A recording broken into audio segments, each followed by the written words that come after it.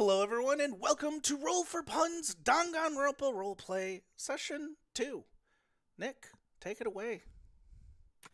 All right, hello everybody. Welcome to session 2 of our Danganronpa campaign. Real quick, we are missing someone. He's had some stuff come up, so unfortunately, even though he tried very, very, very hard to be here, he unfortunately can't. So keep in mind that Sean, aka Bud, will not be here today, sadly. The bastard child must die! No. But we'll deal with all that and how that goes down when we get there. I've been trying to prepare for everything, so it's all good. And wow, has it really been one session already? Time flies. Or I guess we're on session 2. All right, so I'm sure we all remember what happened last time, right? Well, we're going to do something a little special for recap. And Sean's absence might actually screw me here.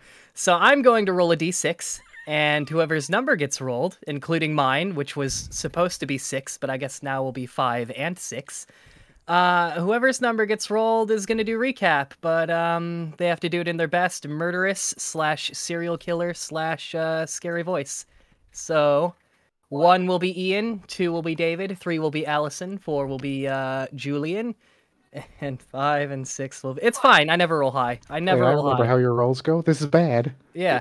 Get fucked, Ian. Watch yours a 5. I can't actually see rolls right now. Nick, Right, I have it hidden. Ian, you want to guess what I rolled? One sec, I turned that off. Does it not save? One second, let me find that real You can middle quick. mouse click your result to show it on screen. Right, yeah. Yeah, roll the 1. That's why I was laughing so hard. See, I was expecting it to be a 5 or a 6 because there we go. While you tend to roll low tends to be bad for you. So I just assumed your luck would just be bad for you. I was full on expecting to roll a 6. Ian, do you remember what happened last time? And try, if you can't do it, you can't do it, but try to give us your best murder voice. Alright, first of all, this is some bullshit. Second of all, where were we? Because... Alright, so... Give us your best murder voice, Ian. Nah, I've had a dry throat, that's not happening. Alright, yeah, that's fair. Just give us normal recap then. Alright, so what had happened last time was we all woke up in these weird freaking stasis pod things in a room underground. And, you know, we all get out, we help each other out. We get our stuffs, we do introductions. Then this bear crawled out of Julian's backpack and introduced himself as Monokuma. And I don't know how the stuffed bear has a wife and children, but anywho. He said the world is over and we're all stuck living in this amusement park thing. And there was I don't know how he has a wife and children, quote from me. I just want to point out he came out of Julian's backpack, you know, the smut writer, and the bear has a wife and children. 100%. That is an excellent point. And looking real fucking suspicious over there, Julian. I don't know what you're talking about.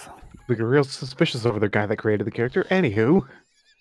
I don't have time to create fictional bear characters. I make romance novels with passion. Mutt! Oh my god. Anywho. There was one pod that did not open. And we all opened up, what was it, 4 months early? Was it? It was 3.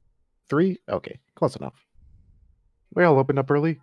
And we were let above ground to find out we're all in a giant amusement park where we're going to be spending the rest of our lives because the world's gone on the outside. The rest of your lives. Yay.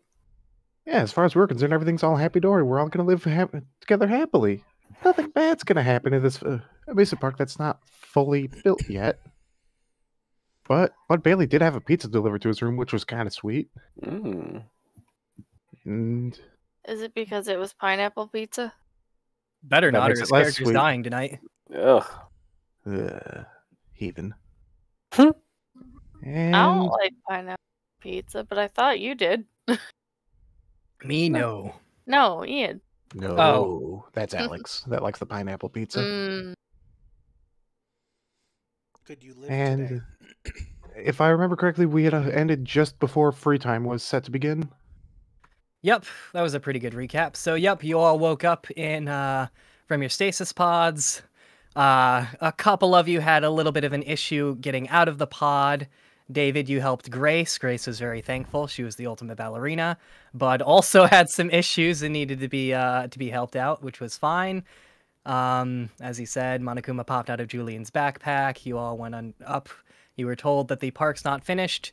The South District and the Center District are finished, but the North District, which you were told was a sort of like a snow-themed park, the East District, which was a sort of naturey zoo, the West District, which is sort of a water park, those are all unfinished. The only part that's finished is, again, the Center, which houses the housing and administration, and the Southern, which is like a Monokuma-themed amusement park full of roller coasters and whatnot.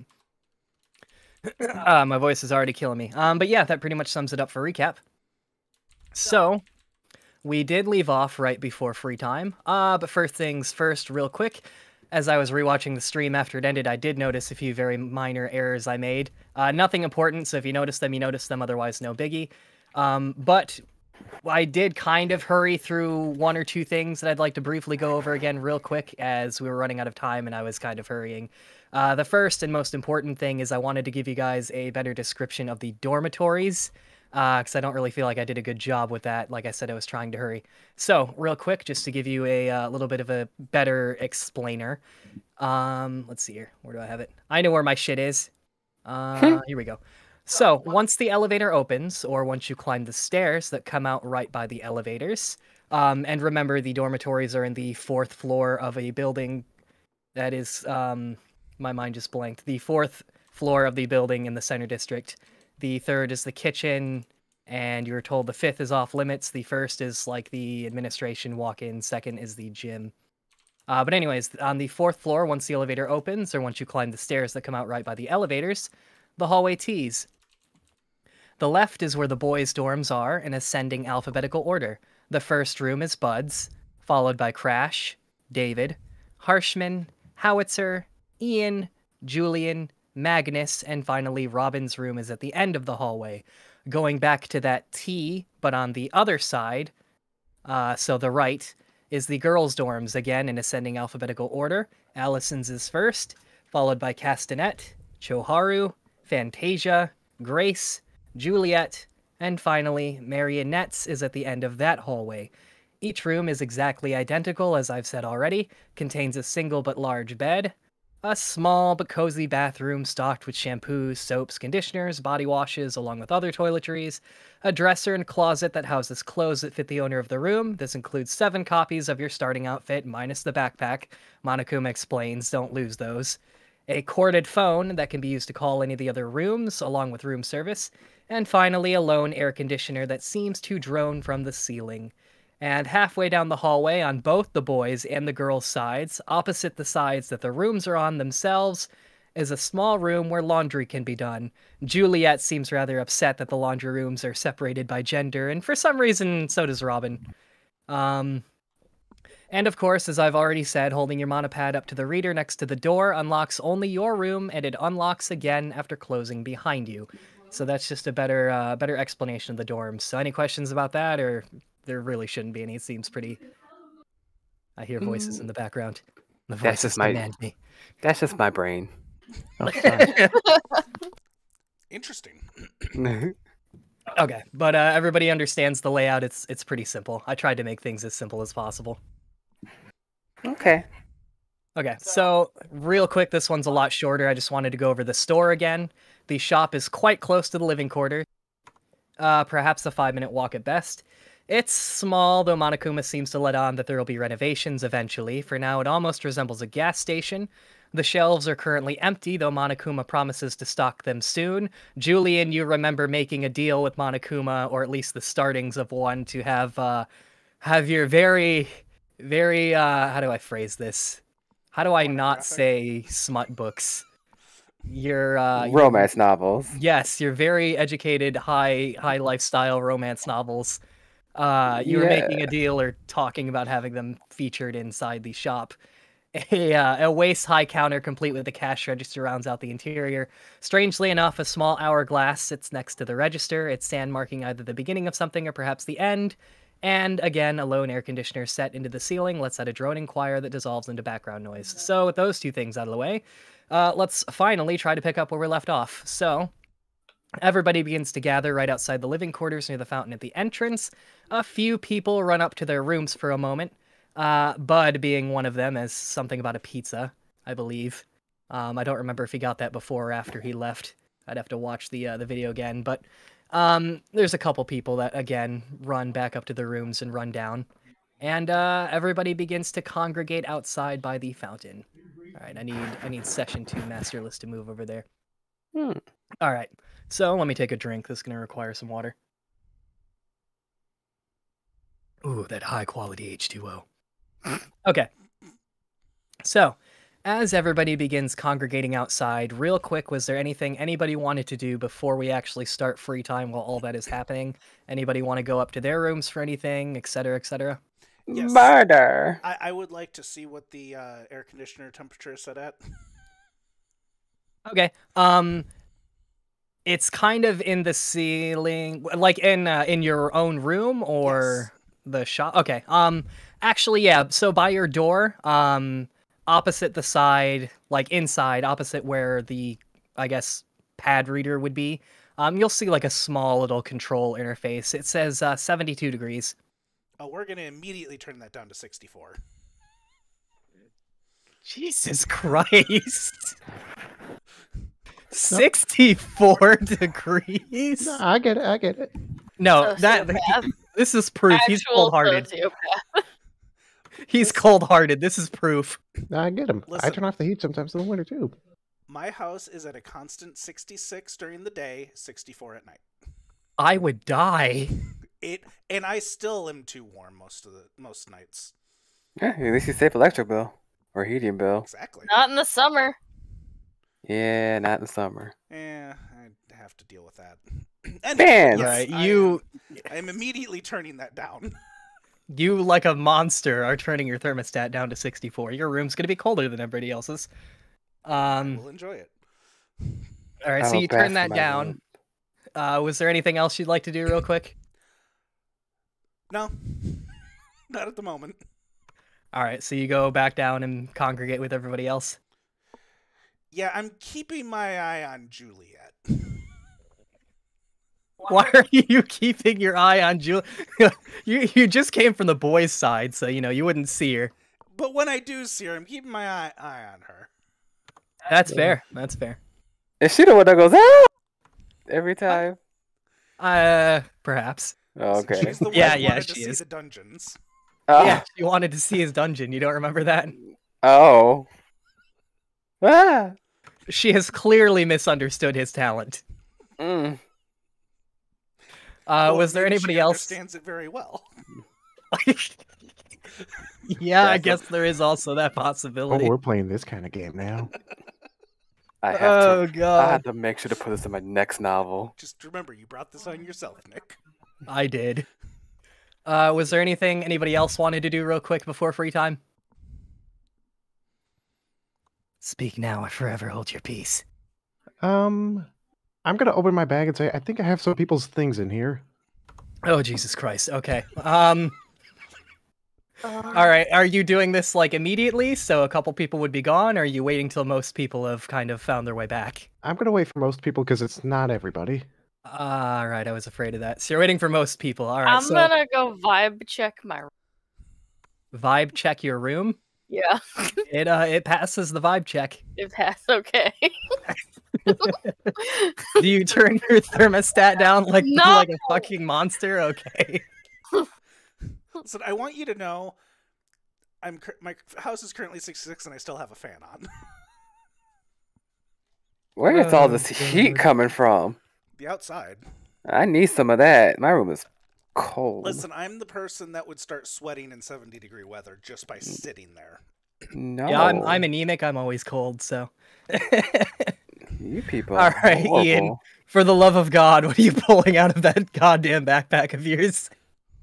Well, first off, I'm gonna say, hey, Crash, I got some paperwork for you. It's like 37 pages of your car's extended warranty. He sort of raises his eyebrow and he begins sauntering over to you, really confused.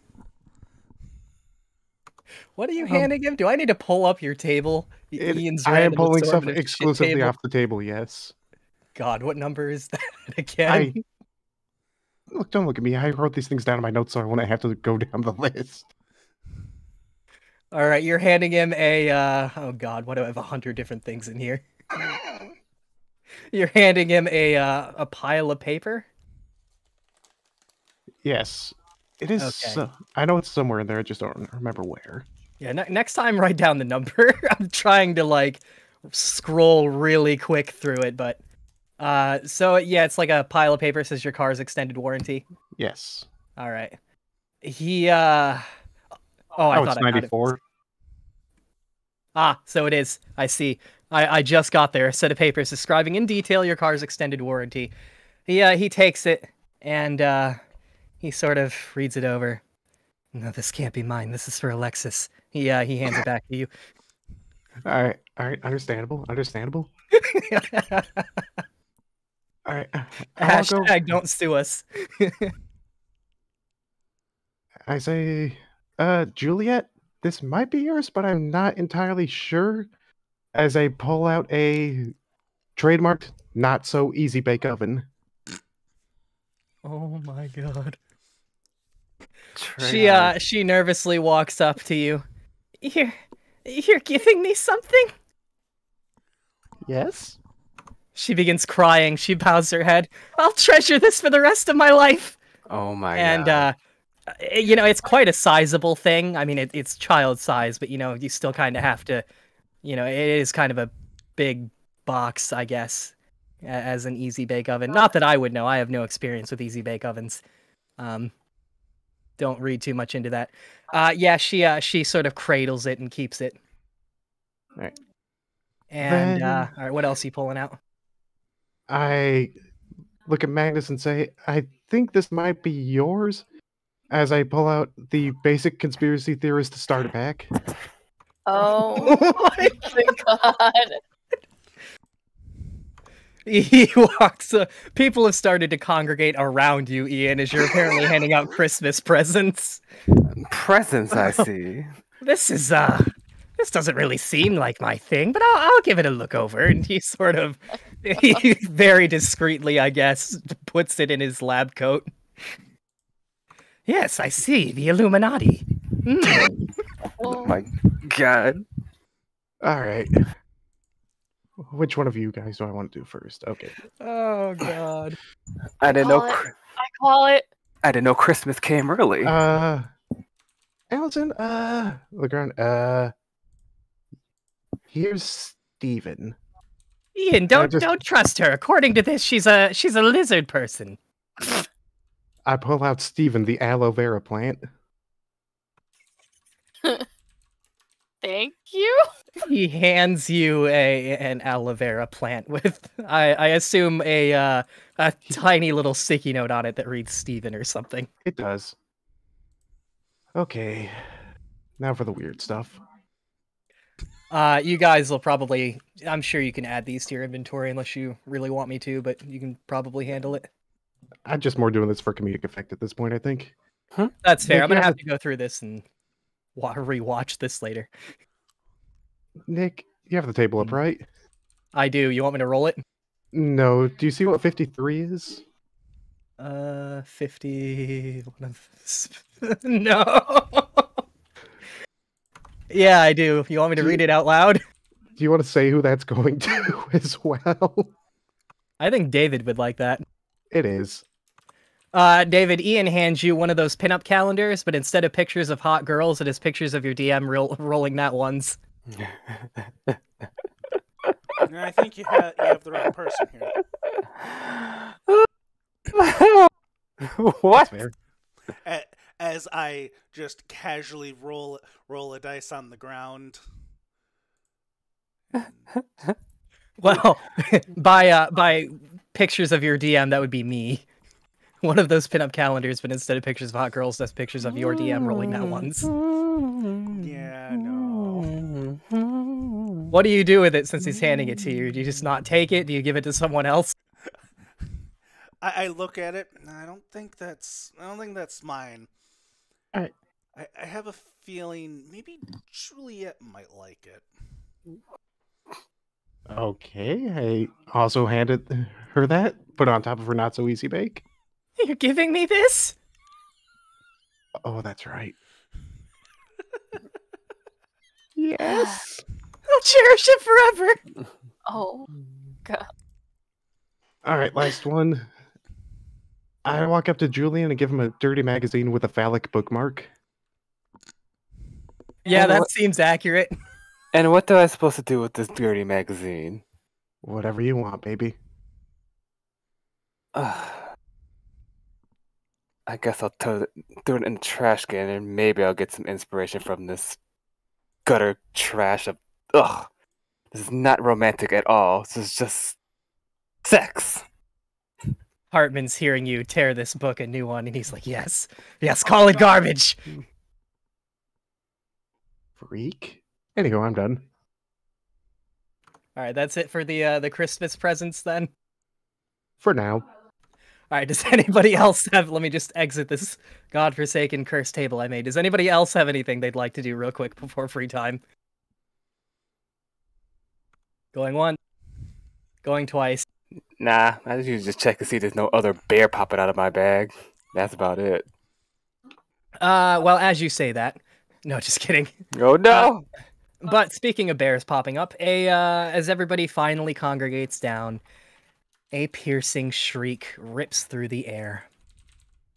Oh. And it's a voice you all recognize as Monokuma's wife. Can't talk today. Bad DM. Monamiya seems absolutely enraged as she lays into Monokuma with a sudden tirade. You promised us a vacation, not a summer job! I'm on kitchen and cleaning duty while our daughter's running register and our poor son's attending rides! I thought all the rides were automated! She screams in frustration, shaking Monokuma back and forth. I said mostly automated, and I'm short-staffed. It'll be a bonding experience. From the back, by the way, you hear Juliet say, I wish I could have a bonding experience! I guess he is married. And, after a few more moments of shaking Monokuma, Monokuma again says, just give it a chance, please. We'll make it work somehow. As long as we have hope and our love, everything will work out just fine. I know this isn't how we pictured things, but the more hard work we put in today, the brighter our future will be tomorrow. Monamiya taps her foot, and I'm just going to warn you guys, I can't do a Monokuma voice today. I'm going to try and hold off on that and save my voice for the NPCs, so...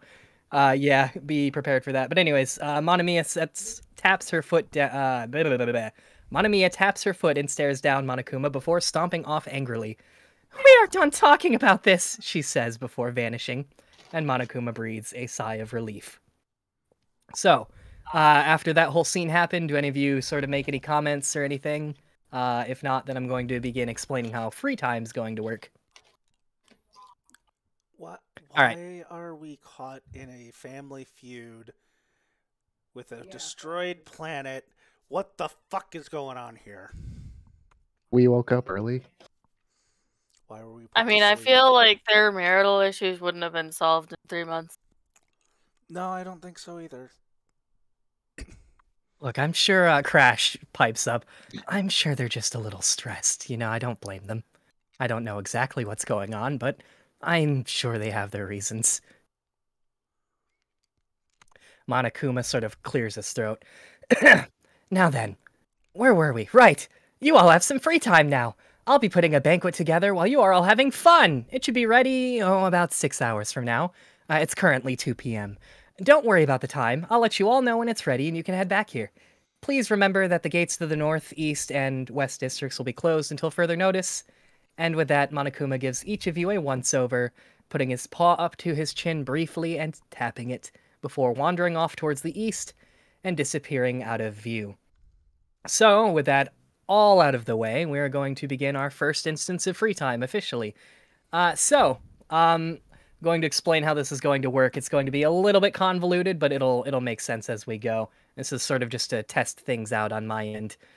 So in a minute, we're going to have everybody roll a d20. For anyone that doesn't know, just in case, free time in Danganronpa is where you pick someone to hang out with and you get closer to them as a result. It's totally not a long, convoluted way to steal someone's underwear. That would just be really, really weird if that was the case. So the players can pick someone to hang out with or do something else if they want to, though yeah, it would result in them not getting any closer to any of the NPCs if they did that. If you are absolutely hell-bent on it, you can hang out with more than one person, but obviously it won't be as personal or intimate, so you won't get as close to anybody that way. So as a quick example, if both David and Julian attempt to hang out with Magnus, while they might not have a bad time, probably neither of them will really get that much closer, as opposed to, you know, if they had just gone one by one. You get the idea. All right, so real quick, everybody roll a d20.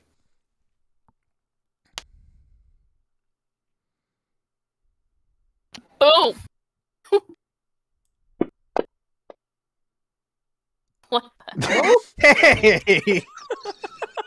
Julian, everything good with you today? Like, are you okay over there?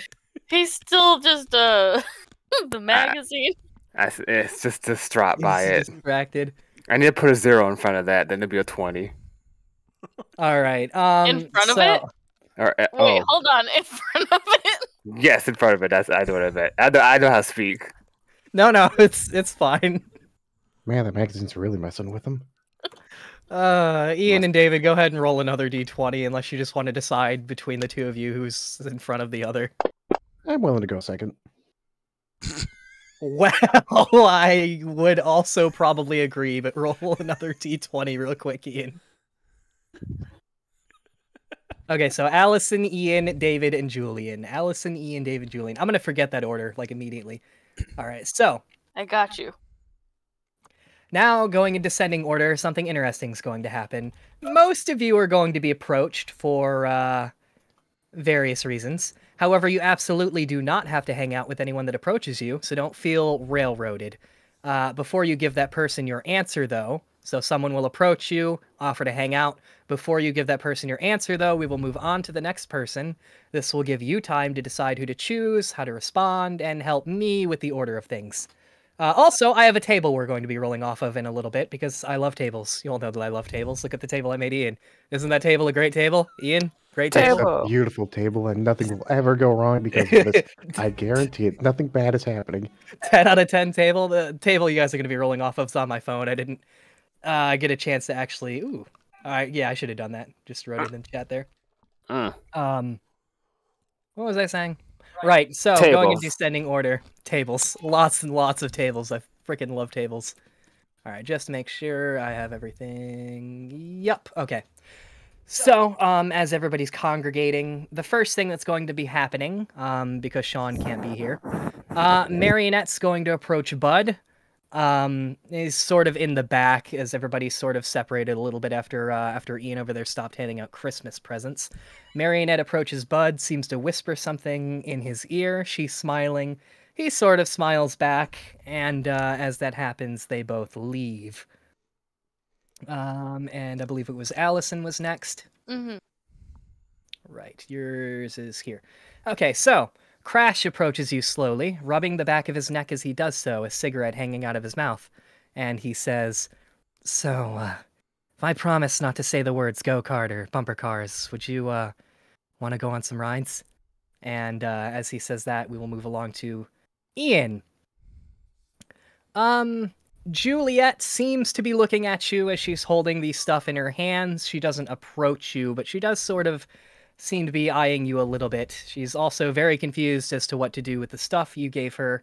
Nobody else approaches you. David, let me find your stuff here. Doesn't that sound great through my expensive microphone? That's why I bought it. I feel all the moisture. All right, David. You see Grace walking, well, gracefully over to you. She combs her fingers through her hair, absent-mindedly as she does so. She has also changed from her ballerina outfit into standard blue jeans and a pink shirt with punk rock-style black lettering that reads Mercy across the chest. Lastly, she sports a pair of sandals. Her soft voice flows into your ears. "I think I'd be most comfortable hanging out with you, if that's okay. I'm a little frail, though, so I don't think I'll have to... I think I'll have to avoid any of the rough rides, she says. Also, David, from a distance, Juliet also catches your eye. She seems much too shy to approach you. She seems to be eyeing both you and Ian, and she also, again, seems very confused as to what to do with this armful of crap in her arms. So that's your stuff. And then lastly, let me find Julian. There he is. Julian, Harshman approaches you. First off, I'd like to extend the honor of accompanying me today, and perhaps I can give your books a read as well sometime. I'd also like to taste test some of the eateries I saw during our little tour here, and I especially liked how you ripped apart that garbage book you threw in the trash where it belonged. And from there, we're going to head back up the ladder to Allison, now that you've had some time to think. What do you do? Do you respond to him, or would you like to try hanging out with someone else? Sure, but we don't have to avoid the bumper cars or go-karts if you really want to go on them. Are you really sure about that? I'm going to give you one last chance to consider. I mean, you seem to really want to go on them, so why wouldn't we? I'm going to destroy you. Ah. And he sort of grabs your arm and begins heading off immediately to the go-karts. I'm still holding my plan. Right, you have a plan. You and Steven are in for a rough time. Mm-mm. Ian, would you like... what do you do? As I said, Juliet's looking at you. Nobody else has approached you. I walk up to Howitzer and say, you know, I feel kind of bad about not trusting you with a lighter. You want to go start some mischief? Oh, God. His arms are crossed, and he's looking at you. And slowly but surely, you see a smile light up his entire face. You have no idea how much I want to cause mischief. And he then sort of pumps his fists in the air. Lead the way! And he will follow you wherever you go. And then we will move down to David. Ian, you were supposed to make this easy for me. No. Fuck you. Like, the entire time when I knew we were going into free time, I'm like, well, I'm interested in Juliet because I need to see where that goes. But then again, there's Grace, who I helped earlier.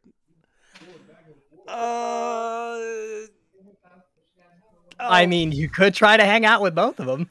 Oh, God. But I also have other things So, I need to do after I that hang is out with true. somebody. I will give you some advice. As I've said, normally it wouldn't be as intimate of a thing if you had like a whole gang. But, you kind of specialize in building That is true. relationships through a party, pun intended. So that's the only pun I'll make today, I promise, unless I forget. I don't believe you. I don't Unless- believe you. Yeah, that's fair. I don't believe me either. I will put that out there. That's fair. That is entirely fair. I will turn to Grace and say, sure. Do you mind if we also ask Juliet if she wants to hang out? She seems a little too timid to ask, but she's been looking. I don't over mind. there. Yeah, let's That go. seems fine. I don't really know what we'll do, but Neither do I. Let's find out together. all right. So with that, you two approach Juliet. Yes. She seems to be struggling with the God. What does she have? An easy bake oven? The not so What easy was- bake oven and the Yeah, not so calendar easy. of nat ones. Right. Juliet, do you need a little help there? Yes, please. I can't fit this in my purse. I grabbed the not so easy bake oven. Is she trying to shove an easy bake oven in a purse? No, she wasn't trying to do that. She just knows it won't fit. I was about Oh. to ask for fan art. Lord. Oh God. Here, if I help you bring this up to your room, you want to hang out with us? Yes, please. And she does a grateful bow. I'll help her bring the not so easy bake oven up to her room first before we hang out. All right, and Grace will accompany you, obviously. And then moving down the line to Julian. So basically, like, oh, finally, someone around here with taste. I know. The rest of them are garbage. No taste. No class. How dare Except they for had the DM. the wait, what? Nothing. That was just, it's the second pun I'll make today. No more, I promise. How dare they handle this gutter trash of filth? Nothing in here. No story, no plot, nothing. Just utterly disgusting pictures. I know. It's terrible. Nothing leads up to any of this. How did this happen? Ugh. Now, you said something about reviewing my work and Yeah, about you- some food restaurants around here. You want to spend the entire day just calling random people trash and garbage? Because I'm all about that. Ugh. If these people don't read my books, then they are gutter trash. I agree. How about we start with the restaurants, and from there we'll develop some kind of itinerary. I could eat. They have something around here. I don't think I've eaten anything since I've been in that pod all, however long, 100 years we've been in there. I think he said it was 200, but who's counting? Ugh. All right, Clearly. and go ahead. Lead the Good. way. Oh no, I was just making a joke. Go on. Oh, Yeah. okay, that's fair. All right, so you two begin heading off then, and then we will climb the ladder again to Allison. Crash was taking you to the go-karts. Assuming you follow. I'm being dragged, so yes. Yeah, that's what I thought. All right, 1 second. That's good H2O. Fucking love that water. So you finally get to a sort of, it is a large and massive, Ooh. I almost said go-kart arena, picturing go-karts like just duking it out with each other, but no, a go-kart racetrack. It is Monokuma themed, as all of them are. Half of the go-karts are black, half of the go-karts are white. As this happens, I'm gonna need you to roll a D100, and I need to consult the table on my phone.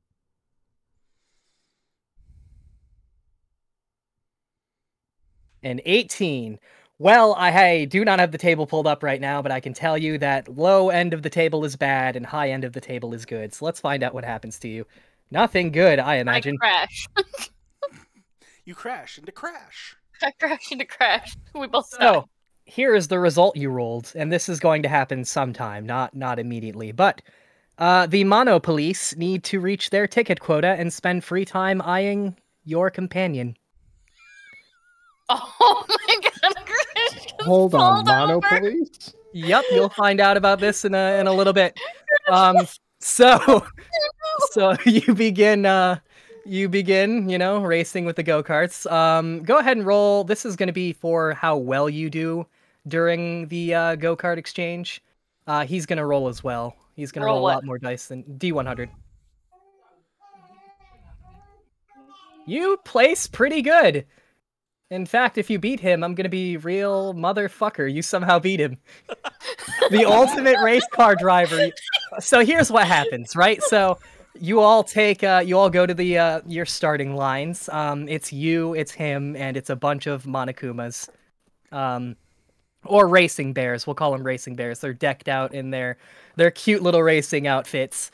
How And, adorable. You hear a voice over the track, and it resonates. 3, 2, 1, begin! And all the cars take off, and immediately Crash is in first place. The rest of you are leagues behind, and you're not sure how well you're going to be able to keep up with him. You're not sure if his go-kart is better than yours, or if there's some kind of cheating involved. 1 sec, I have to clear my... I did you all the favor of muting. But immediately he takes off, and he's ahead of the pack. There's a few crashes. I need to stop making puns. That one was accidental. There's only one crash. There's a few accidents.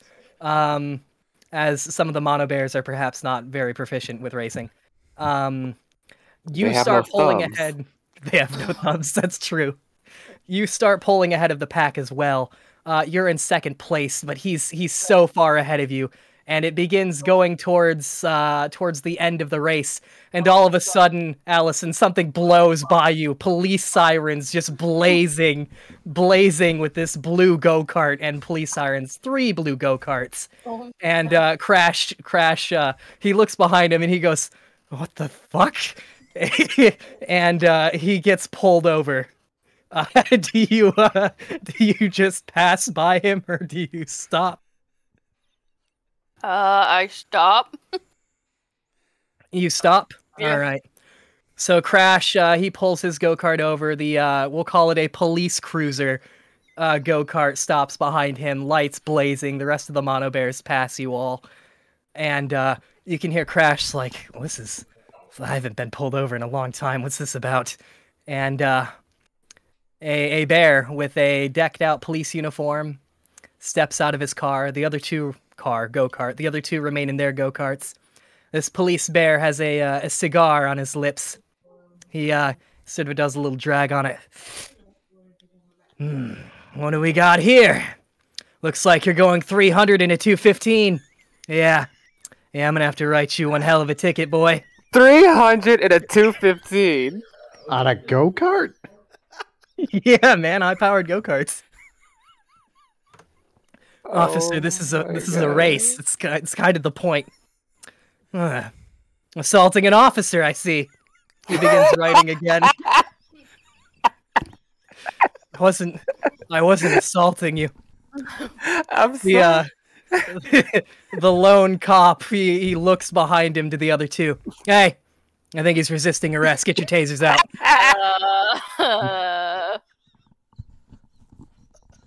Crash just sort of leans his head on his wheel. This is ridiculous. The bear opens up his gas tank on the go-kart. The bear opens up Crash's gas tank. He takes a whiff. Yeah, it smells like drugs to me. What?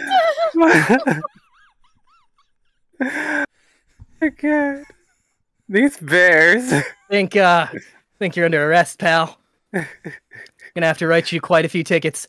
We don't actually have a place to bring you, so, under arrest is more like a philosophical term of endearment. We don't take kindly to people breaking the law here in our little amusement park. And they keep telling us if we reach our ticket quota that they'll actually build us a police station, but that has nothing to do with why we pulled you over, of course. As I said, you're going 300 into 215. Clearly there's drugs in here. I smell it. What was the other shit I stopped him for? He looks over towards one of the bears. The other bear just shrugs. Bear begins writing more on his little notepad. He takes about 5 tickets out, slaps them to Crash's forehead. Don't let me catch you around here again, boy. He goes back in his police cruiser. Lights turn off. He drives away. Crash takes the little the pads of paper, looks at all his tickets. Allison, you hear him. He just goes, "Son of a bitch. What is this? 50 mana coins for jaywalking? I didn't even step out of my fucking go-kart." He I don't even know how to respond. For jaywalking. I'm done. He looks up at you, Allison, and you especially can tell that his day's been ruined a little bit because apparently he has to pay something along the lines of 200 mana coins, and he doesn't have any and doesn't know where to get them. Look, you know what? Why don't we go figure out where we could get some mono coins? So I'm a taxi driver or something. why I do win the these race? go-karts even go over the... I didn't win the race, did I? No. It's the first race I've ever lost. Look, I don't think that counts considering you got pulled over for jaywalking. Yeah, you're right. It doesn't count. It doesn't count. No, it doesn't count. From there, we're gonna move back down the line.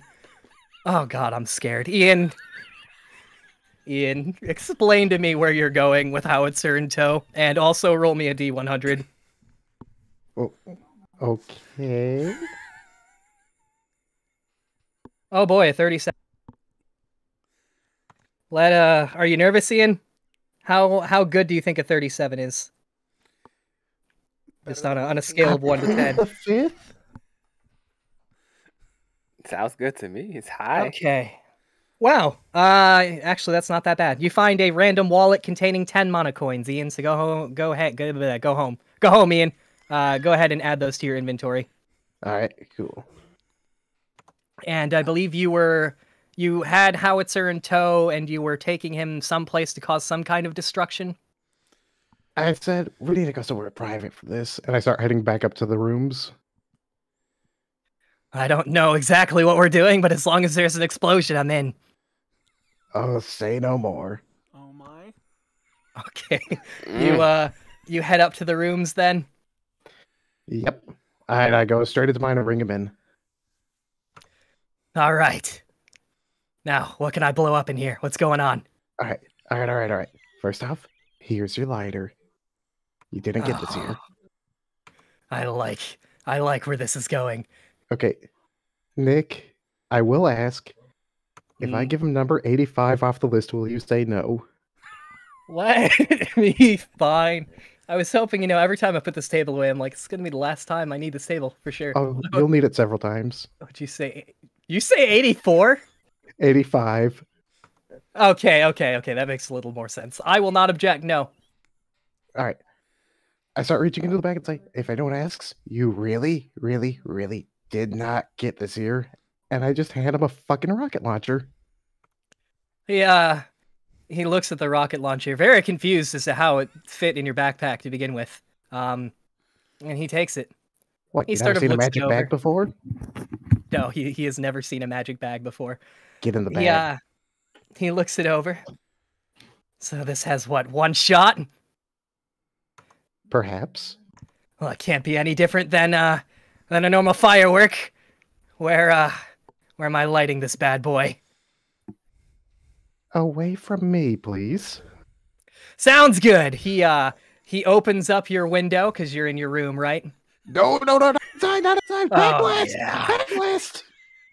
He props his foot up onto the windowsill. He acts like he's aiming. He's not really. I don't know who you are. I don't know where you are, but you're going to hell. And he pulls the trigger, and it just launches. Ian, your room fills with smoke. Back to Allison and Crash real quick. Oh no. Crash, he gets out of his go-kart. He let's just go. And he begins walking. He takes about, I don't know, 30, 35, maybe 40 steps. All of a sudden, his go-kart explodes. He looks back. You have got to be kidding me! Look, if we walk away fast enough, it can't be blamed on us. Yeah, speaking of that, you hear sirens in the distance. Walk. Run. I want my ability to kind of feel where they're coming from so we can dodge them. I mean, you can hear the sirens. Back to Ian. So Crash, Howitzer gives you a smile, Ian. I don't know whose day I just ruined, but fuck them, am I right? I'm hiding in the bag.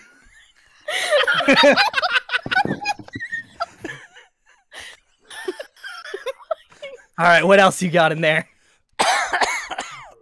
Get in here and hide, you dumb bastard. Hide. Can I fit in there? He opens up your backpack. The two of you somehow, this DM will not attempt to explain how, but somehow both of you fit inside your massive bag of holding backpack. This is interesting. I don't know how to feel about this. Got any fireworks in here? He begins sort of rummaging around your shit, and he pulls out. No, let's find out what he pulls out. I'm using this table the way it's meant to be used. Goddamn it! Oh no! What's he pull out? A copy of the contract to a demon named Vortalon, who increased your inventory space in exchange for your soul. Hey Nick, we don't have to explain anything anymore. That's fair. Look at that. The plot just works itself out. He also pulls out, just because I feel like rolling off this one more time, a fake engagement ring made out of candy. Oh. All right, and that's where we're going to leave you. David, It's a peaceful day. There's some explosions outside. It's probably nothing to worry about. You and Juliet and Grace walk up to Juliet's room and help drop her stuff off. All right. Minus the explosion, that was a lovely walk. So, do you guys have any ideas on what you would like to do? There's some sirens in the distance as Grace sort of puts her finger up to her chin and begins thinking. So the drone of police sirens in the distance just sort of wails. Well, I don't really think I can have as much fun as whoever that is out there. I don't know. I was thinking something really easy. I'm not exactly in the best of shape, so no roller coasters for me. And Juliet will say, "Whatever you two want is fine with me." Well, why don't for the moment we just explore the amusement park? I'm kind of curious to see what all's out there. Maybe merry-go-round, something simple to start? Sounds good. David, roll me a D100. Sure. Was this my D100? Oh, that was not my D100. That was a lot of D100s. Listen, they disappeared. Let me do that again. Oh, David, no. Oh, David, yes. Today Well- been a roller coaster. Congratulations, you've rolled the worst thing that you could possibly roll. Listen, just wait. Next time I'll roll the best thing at a natural 100. It works both ways at some point. Oh, no. So, David, what you've rolled is, like I said, it's the worst thing. It's not that bad comparatively, but it says, "Oh no, you managed to misplace your backpack. Maybe check the lost and found in a few days." So, as you leave the rooms, you're not exactly sure when it happens, but you do end up misplacing your backpack. If you were to ask Monokuma about it, he would tell you to check the lost and found, which is on the first floor of the building. And I think the first thing you were looking for was a merry-go-round. Yeah.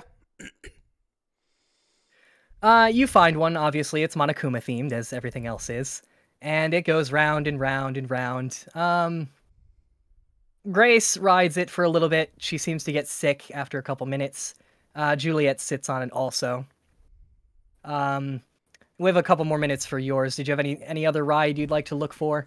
The sirens do not seem to go down in the distance. I do have a clarifying question. When you say I've Yeah. misplaced my backpack, which backpack? Which backpack? The Monokuma themed one. Okay, So it just so- depends on what all you have in there. Okay, so it's not my my stuff with my DM stuff. Got it. No, okay. Not unless that was in like if you left that stuff in your room, that would still be there. But Yeah. your Monokuma themed backpack and everything that's Wanted in to there. make sure. No, How most people, much my character would actually freak out. most people, minus you, would have like everything in their backpack. So for most people, it'd be bad. But for you, if you leave some stuff in your room, it's not that bad. Yeah, most of my D&D stuff is in the room, so I'm not really worried about it at the moment. Okay. I would notice that Grace was getting a bit sick, so I would kind of Yeah, pat her, it would pat be her easy on the to back and help her off. All right, well, how about we get some food? Kind of curious to see what they count for food around here. She nods. Juliet seems to think that's an excellent idea. And with that, who's last? Julian. Julian, how lucky are you feeling today? Very lucky. He's not going to Well, explode, that's for sure. Now's two. now's your chance to prove it. All right, here we go. Two. Lucky charm. Form of oh my, oh my god. Let me scroll through my table that I wrote in my notes. Scrolling from one end of the table to the other, I swear to God. I told you, Allison, I was feeling miraculous today. Oh my god. So, Julian, as you so what you rolled Monokuma's in a gossiping mood. Pick a student, and Monokuma will reveal a random secret or interesting tidbit about them. So, as you and Harshman, you wanted to go to the eateries, correct? Mm-hmm. So as that happens, what would be the first type of food you'd be looking for, I guess? Are you going for like breakfast, lunch, dinner, What? typical amusement park stuff like cotton candy? Do we know a time? Or A it's like we're time. lost in time in this because we don't do it like what is it? Daytime, nighttime? It is currently daytime. It is about 2 p.m., I think. Yeah, I said 2 p.m. Okay. So maybe by this time, by the time you get out there and start deciding where you want to go, perhaps 2:30. Okay, so probably it's like I'd say about like snacks or like lunch, probably like burgers or pizza or something, whatever amusement park stuff because it's still lunchtime, or like All right. not even close to dinner. So you find a pretty good burger joint. It's like a little restaurant style place. The waiter, who looks suspiciously like Phoebe, if you remember Phoebe, that's Monokuma's daughter. Oh, Actually, no, what am I saying? Monamiya. Monamiya is the waitress. She sits you down, and Phoebe is running the counter. And Monamiya hands you both menus. Harshman's looking through the menu. No, garbage. Complete garbage, I'm sure. I'll have one of everything on the menu. And Julian sort of, sorry, not Julian. Harshman looks up towards you, Julian, wondering what you'd like to order. I see you're also a critic of food as well. I am a critic of everything. Everything is garbage and unworthy of my time unless I deem or judge it otherwise. He looks at you as he says this.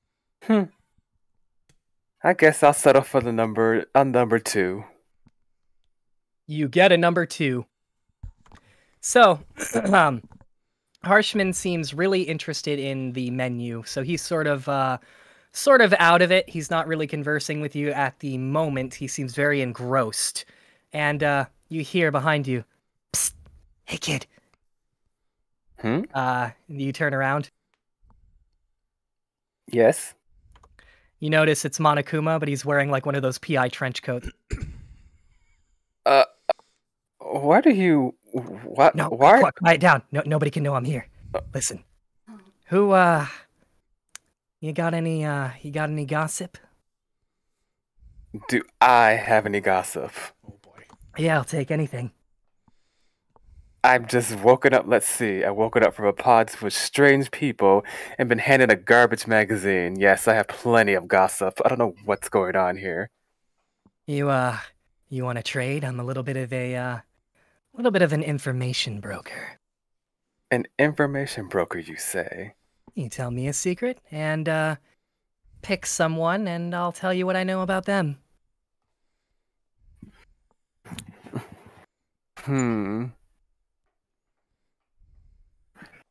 Well, I'm afraid I don't have any secrets of anyone. Or I'm afraid I don't have no secrets of anyone because I don't know no one at the moment.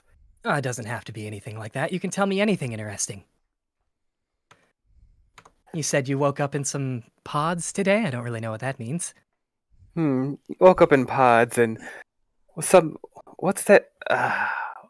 Wait, let me see. Oh, and woke up in some pods and somehow Ian was handing presents to everyone from his backpack. How he got these presents in his backpack in the first place, I'll never understand. I see. That sounds like a mystery. All right. Pick anybody you want, and I'll tell you what I know about them. Who was...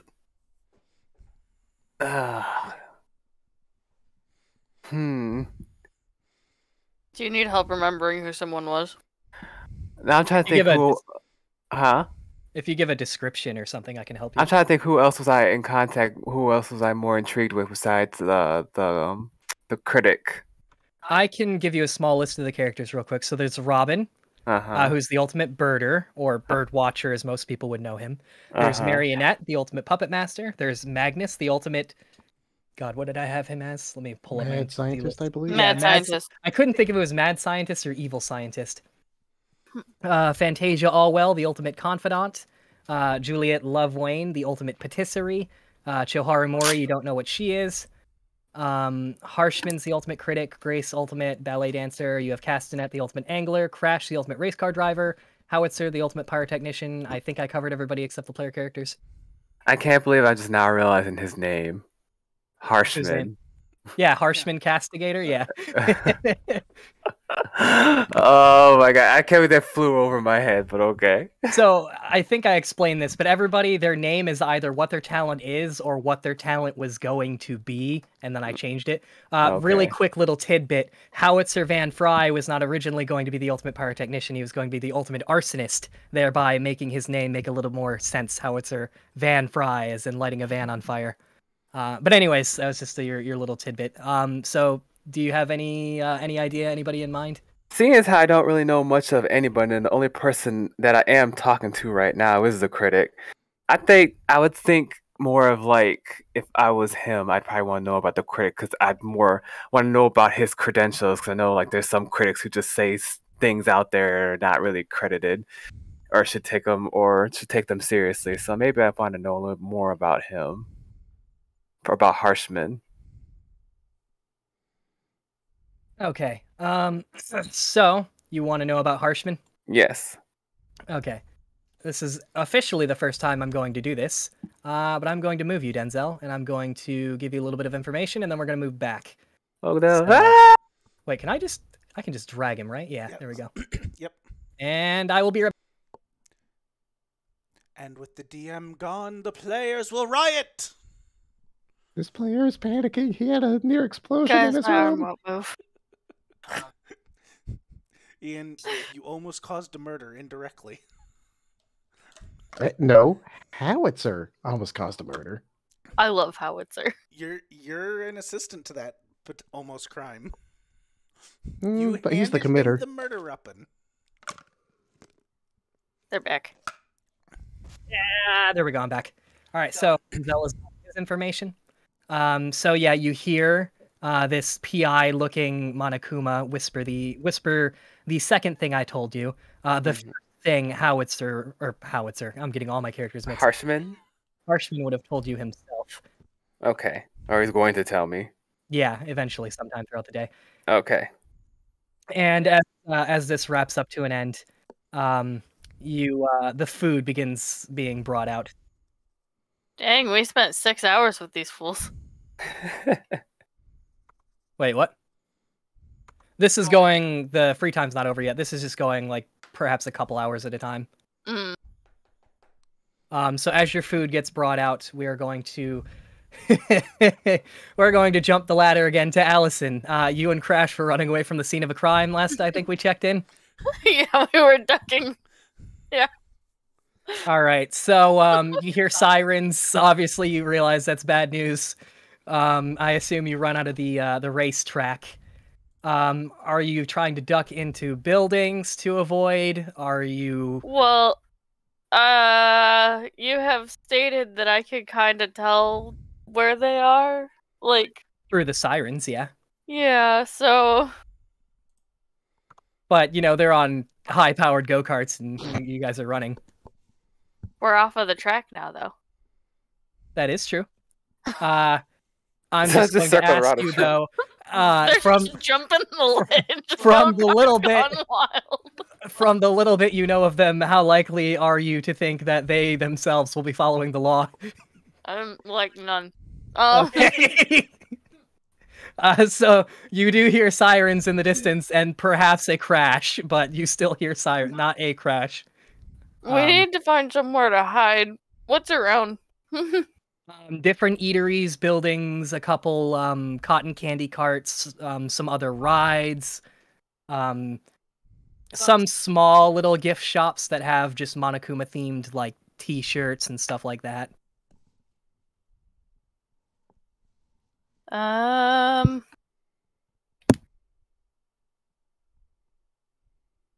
don't even know where to go. The cotton candy place. The cotton candy cart? Yeah, that one. We're gonna hide in the Alright, so elevator. instead of hiding, like running through buildings, you're just hiding behind the cotton candy You cart. don't even know what's around. You just said there are random buildings. Yeah, so like gift shops, other rides. Okay.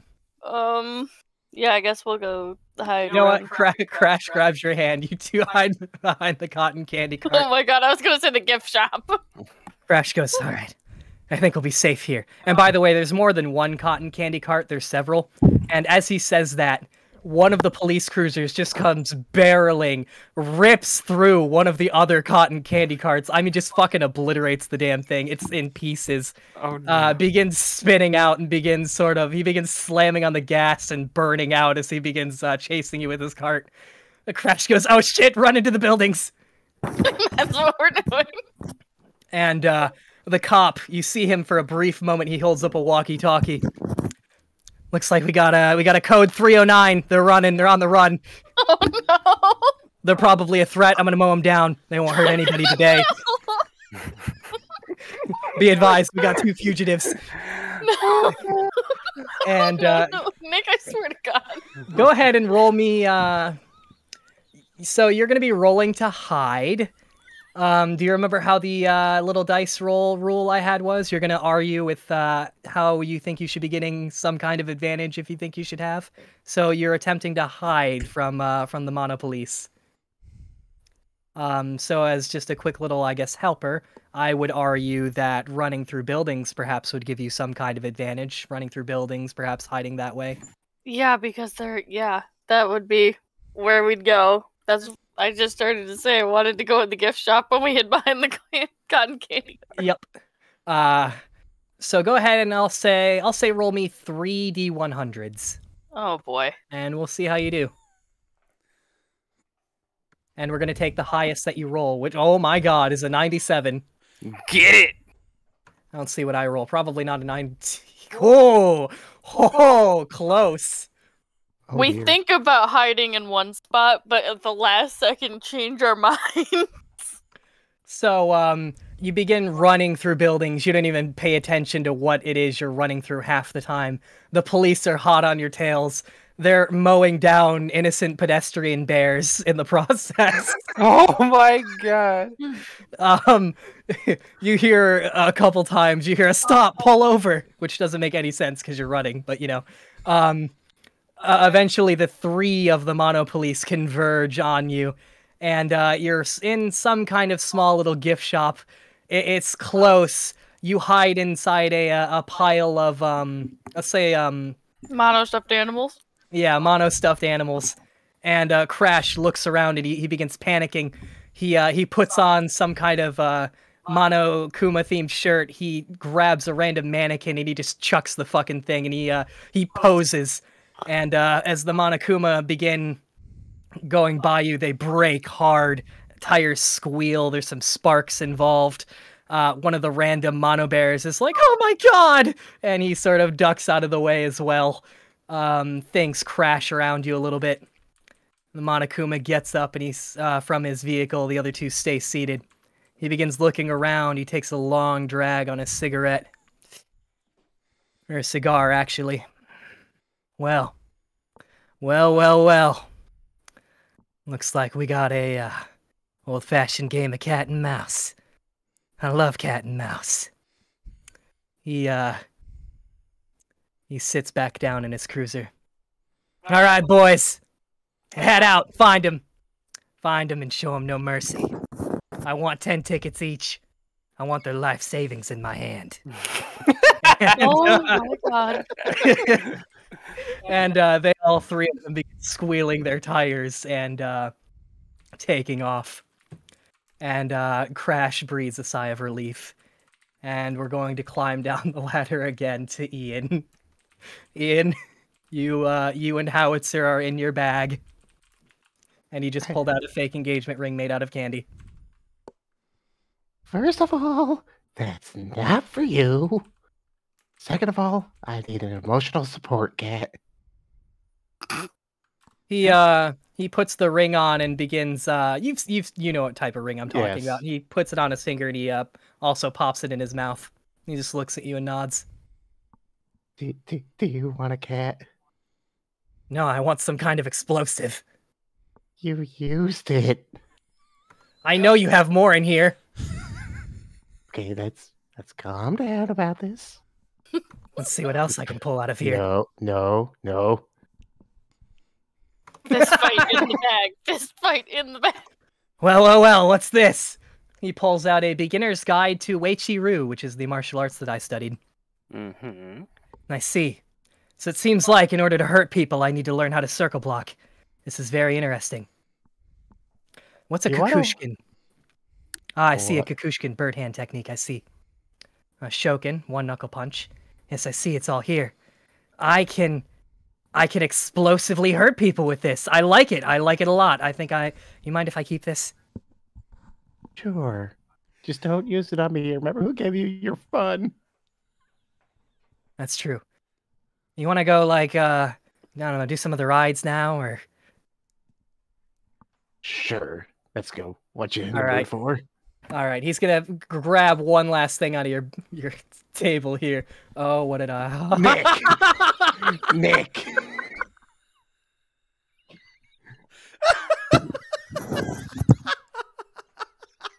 These are some I high knew I was going to be numbers. punished. I didn't think I was going to be punished this harshly. The odds of me rolling that one specific thing. So, you get out. He begins leaving. He takes one last look around. Oh, what's this? He pulls out a magic wand that allows the caster one free use of the spell magic missile. It also just happens to be a rocket-propelled grenade launcher. Please? Outside with that one. I see you are holding out on me. Outside. Yeah, building. I getcha. I'm assuming you guys leave the room and start heading down to the first floor to leave the building. We would exit the bag first, yes. Yeah, you guys left the bag. As you're going down the hallway, you see Monokuma, and he gives you a... Huh? Look, No, I don't want to know. It's just... It's his idea? Hey, pal, the least I know, the less I know, the better. That's fair. And I'm assuming you guys head outside. Do you have any place in particular you want to go with Howitzer? I want to go wherever he wants to go shoot something with that. Well, looks like, I don't know about you, but I want to find out just how big of a firework this is. You're going to blow up the sky? You know, that's actually not a bad idea. Oh. I'm gonna blow up the sky! Where should we do this? Oh God. My God. Well, since the sky's everywhere, why not right here? I like the way you think. And as he says that, he hoists the RPG, aiming completely upwards, and this is going to affect everybody. I was wondering when something like this was going to happen. Lord. Let's light this candle! And he pulls the trigger. You hear a thump. A couple seconds go by. And everybody hears this, by the way. There is a massive, massive explosion. And also the sound of glass cracking. Ian, as you look up and you see the explosion, it's almost like watching a TV that's dying as the pixels sort of just cut out and die.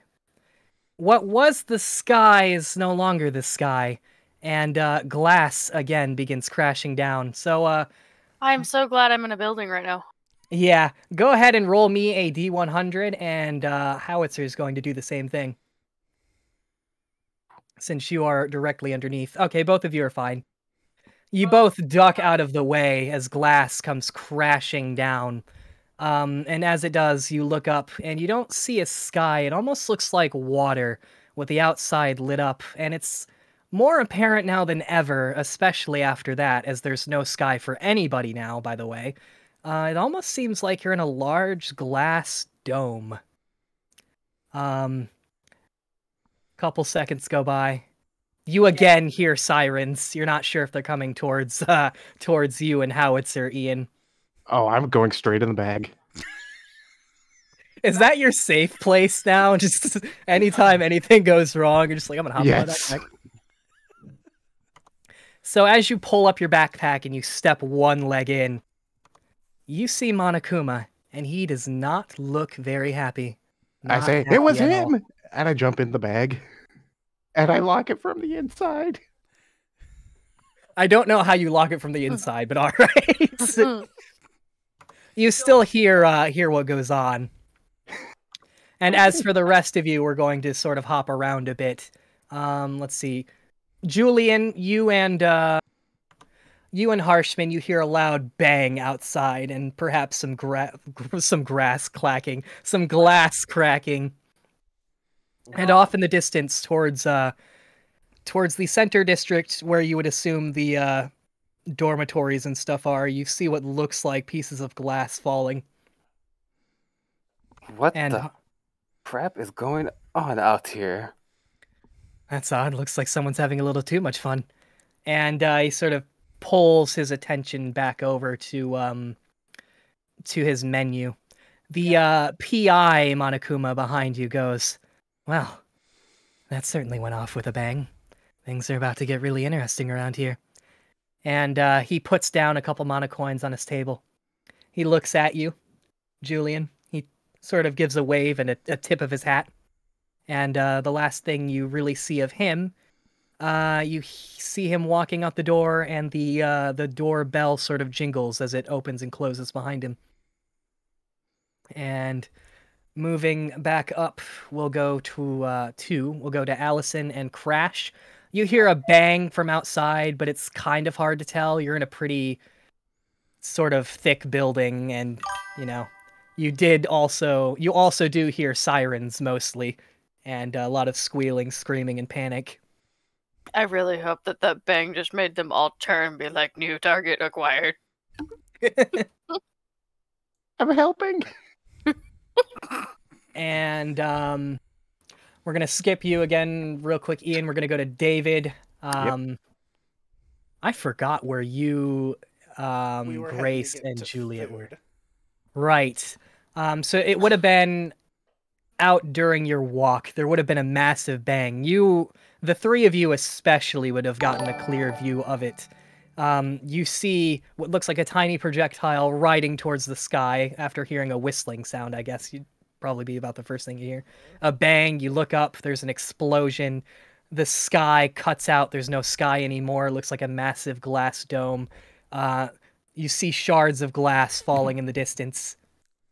And Juliet especially begins freaking out, not knowing what to make of it, and Grace goes, "What in the world?" What in the world, indeed? Well, I guess this place was a little too happy-go-lucky for what he was telling it was. I look towards Juliet, who's freaking out a bit. It's okay. You can calm down. Maybe we should go figure out what happened, though. Yeah. And she'll sort of attempt to shake off her fear. All right, so are the three of you heading towards the incident, I guess? Yeah, my curiosity is piqued after seeing that. All right, so we're going to move over to Ian again. Ian, even though you're inside your backpack, you can still hear as you're hiding in there.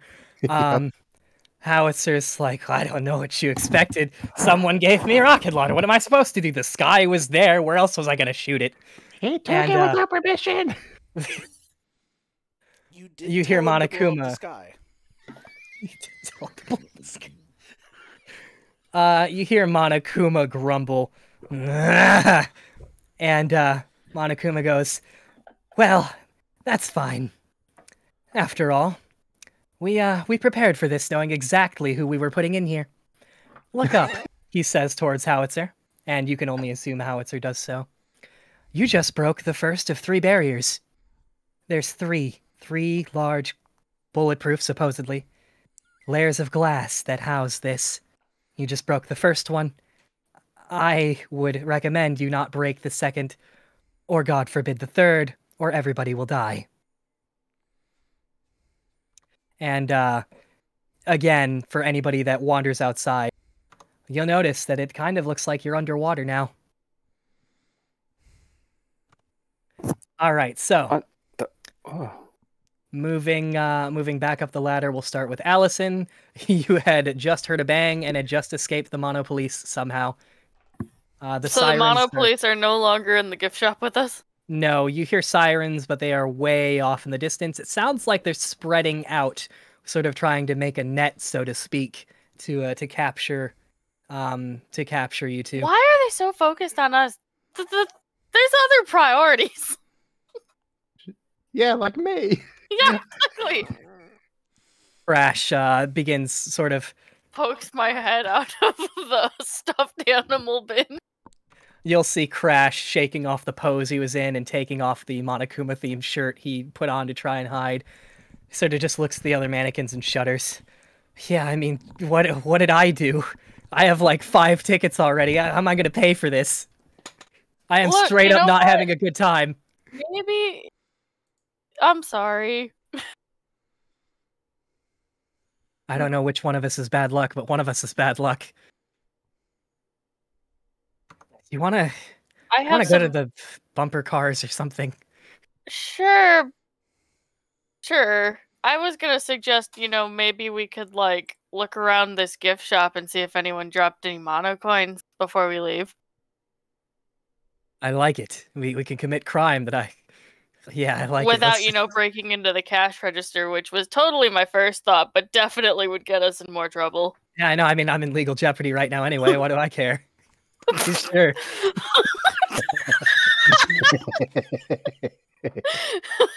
Well, here's how I turn into a villain, guys. One day she woke up and she just didn't have enough money. Yeah, her Oh, first All my right. goodness. Moving back down the list, this will probably be for about the last time. Ian, you are hiding in a backpack. You've heard what Monokuma said to Howitzer. I slowly crawl out of the backpack with an emotional support cat. Yeah, so just to recap, Monokuma tells you that there's 3 barriers. You broke through the first one. Please, for the love of God, don't break through all 3. Everybody will die if you do. And he sort of just lets you off with that. He tries to tell Howitzer, if you're gonna point that thing, just maybe off towards the ground, perhaps, and not at the sky or any inhabited part. He says, by the way, he says any of the inhabited part of the dome. He says that very specifically, so take that as how you will. So as you crawl out of your backpack with you said emotional support cat, Yes. Howitzer begins hiding the now defunct and empty rocket-propelled grenade launcher behind his back, and he just sort of gives you a shy little smile, like he knows he's probably in trouble. Okay, look. You're a pyrotechnician. If you make more, I'm not stopping you. But let's go do something non-explosive now. I'm just gonna say my expertise is with actual fireworks, but this has been a blast. And he drops the empty RPG, and he sort of pumps his fists, and he begins following. You. Do you have any place you want to go specifically with him in tow now? I want to go on the rides, but if he's not picking it up, I'm putting the empty launcher back in my bag so it's not left around. Give me 1 second.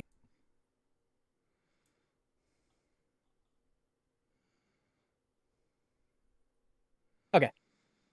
So you said you were just...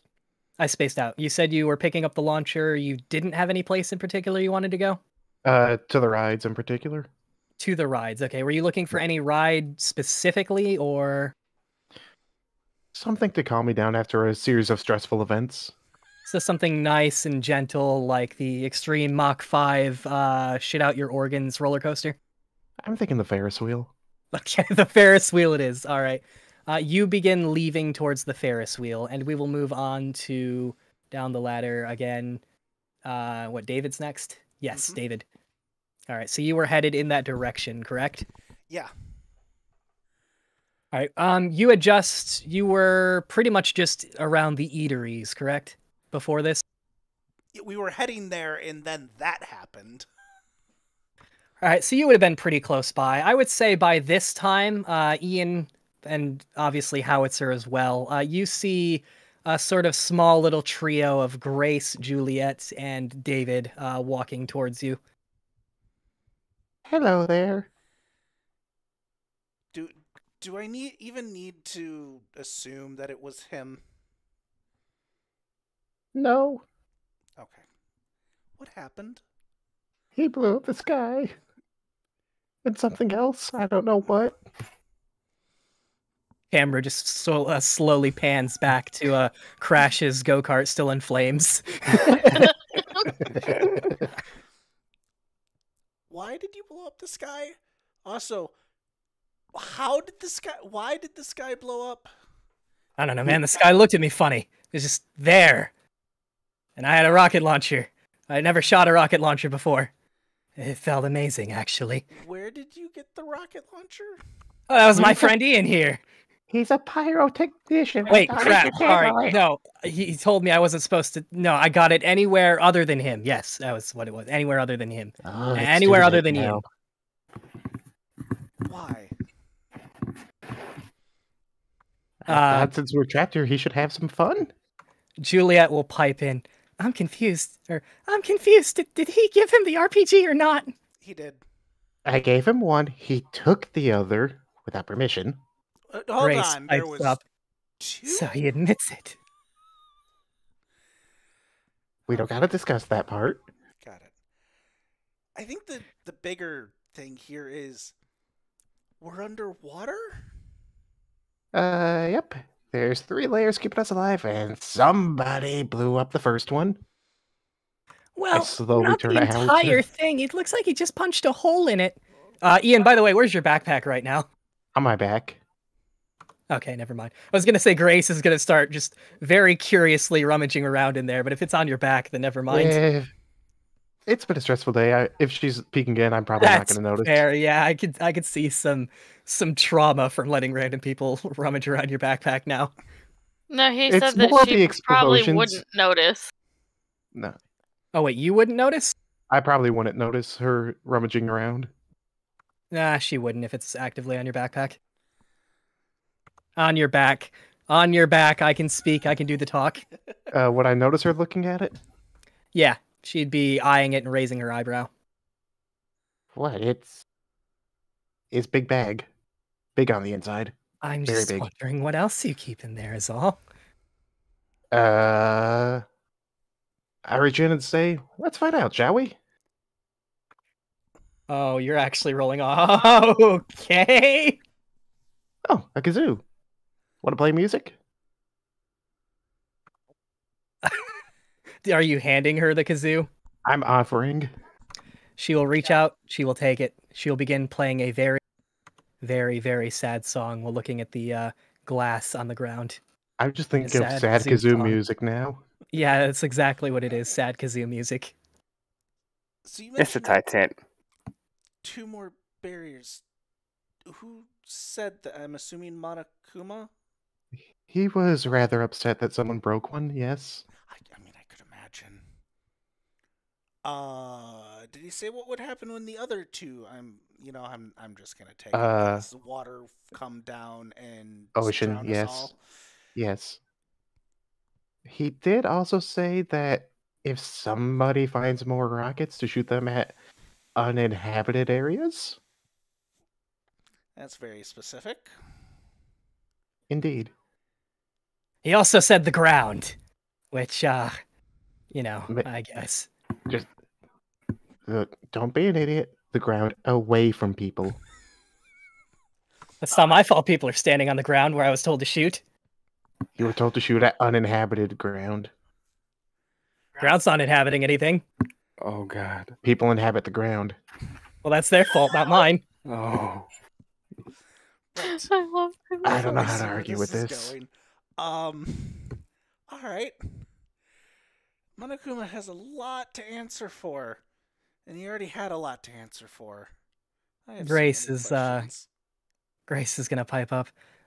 He did say he was gonna give us all some kind of explanation during the banquet, He which did. should be in a couple hours. Yeah, I guess I'll save my questions for then.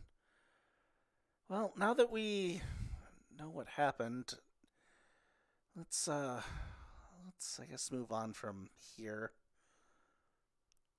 You two have fun wherever you're going. Try not to blow anything else up.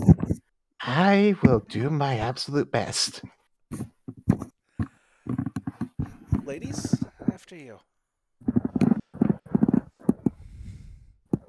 As we're gonna Alright, wander around a bit more and just kind of talk. Alright. During this time, do you, Grace would probably bring it up. So, about your talent, what is that exactly? Oh, the ultimate dungeon master? Yeah, I don't really know what that means. Well, have you ever heard of D&D, Dungeons and Dragons? You know what? Fuck it, I'm gonna roll for this. High or low? I'll let you decide. Knowing you, let's go low. Alright, does Grace know about D&D? She does not. She does not. She knows nothing of D&D. Well, if she has an inquisitive look, I will spend the next 30 minutes explaining. Her eyes widened I as she's see. immersed into this world. So I don't want to fail my death saving throw 3 times in a row. No, you do not. That is what we call permadeath, and you'd have to write up a new character. That sounds very inconvenient. It is. That's why we try And you to were avoid it, but You were saying something about classes? yes, there are many. Juliet will also, obviously, she's also extremely curious as well. I will spend time talking through the basics. I'm not going to go super in depth for people who don't know D&D. All right. Well, just because of the way things work out, you begin talking about classes. I'd assume you'd spend some time on that. And you get some interesting tidbits that you can take whatever way you want. Grace tells you that her preferred class would probably be some kind of either paladin or cleric. And you can probably guess what Juliet's preferred class would be if you think hard enough about it. Oh, please spell it out for me, Nick. Well, she's looking at Grace's kazoo and Yeah, begins thinking of character ideas. Oh, kinky shit. Got it. She would be the bardest of bards. Yep. So let me get this straight. I can sleep with the dragon? You can. Well, you jumped right to that.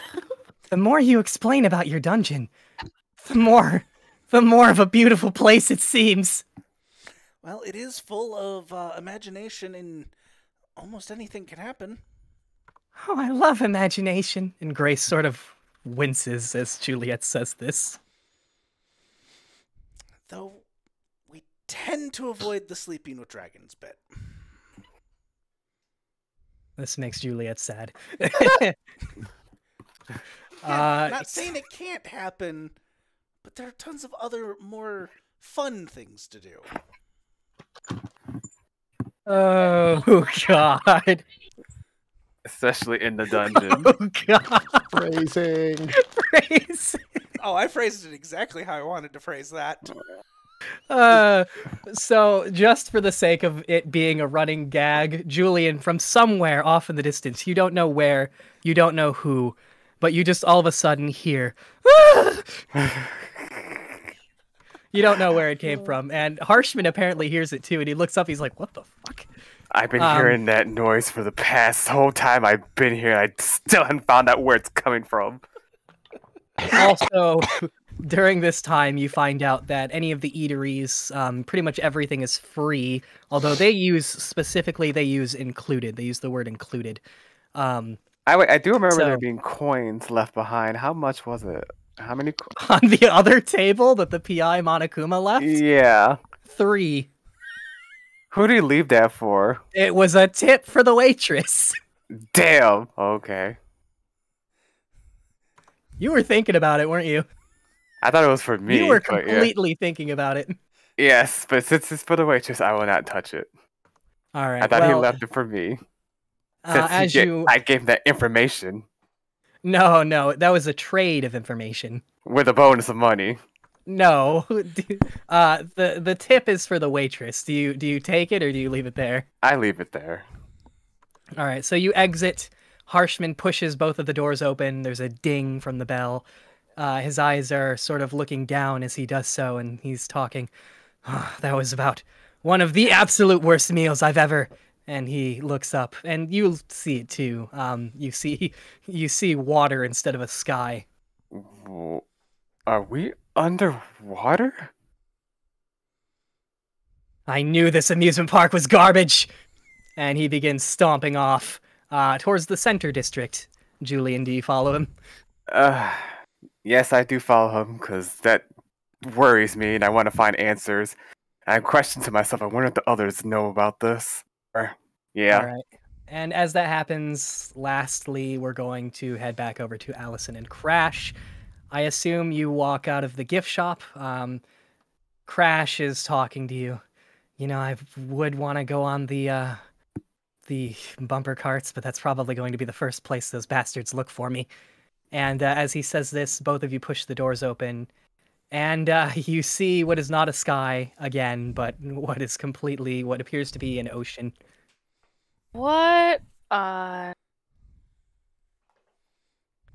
Crash takes one look. All right. He turns around, he closes the door, he walks back into the building.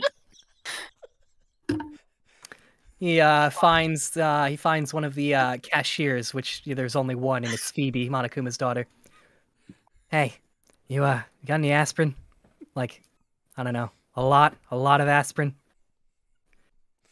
And Phoebe just shakes her head, and Crash just sighs. He looks towards you. All right, well, I probably see what that's about, I guess. I'm just saying I have my tarot cards out in my hand. The last color I want to see right now is blue, but What's wrong with blue? nothing. It's not like I've been chased by the police for the past couple hours. Oh, okay. Oh, tarot cards. That's a good idea, actually. Tell me, is death in my future? He'll ask you. Give me a reading about my current legal troubles. Do you want death or legal troubles? I'm sure it'll be the same thing, but we'll go with legal troubles. No. She's actually got the tarot cards, for anybody wondering. After this, by the way, we will begin ending. Free time will end after this. She has the tarot cards. I want to see how this plays out. Hold on, I gotta find my thing. Actual readings. Actually, while this is happening, does everybody want to take a quick couple-minute break? I know I need to refill my water and run to the bathroom. I don't know how everybody else is doing. That's fine. Let's take a couple-minute break. All right, and that'll give her time to get the cards ready and everything. So, yep, BRB. Be right back, chat.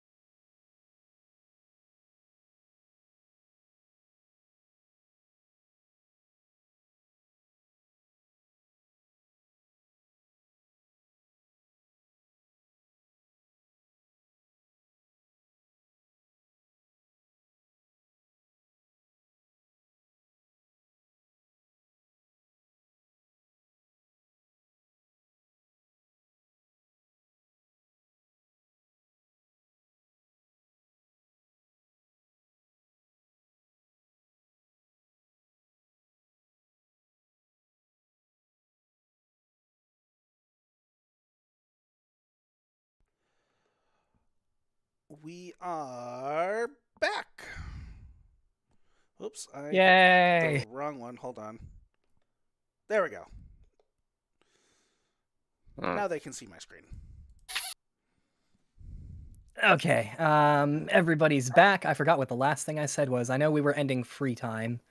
I was doing tarot cards. Right, before. tarot reading. My short-term kicked in. That's right. I completely escaped my mind.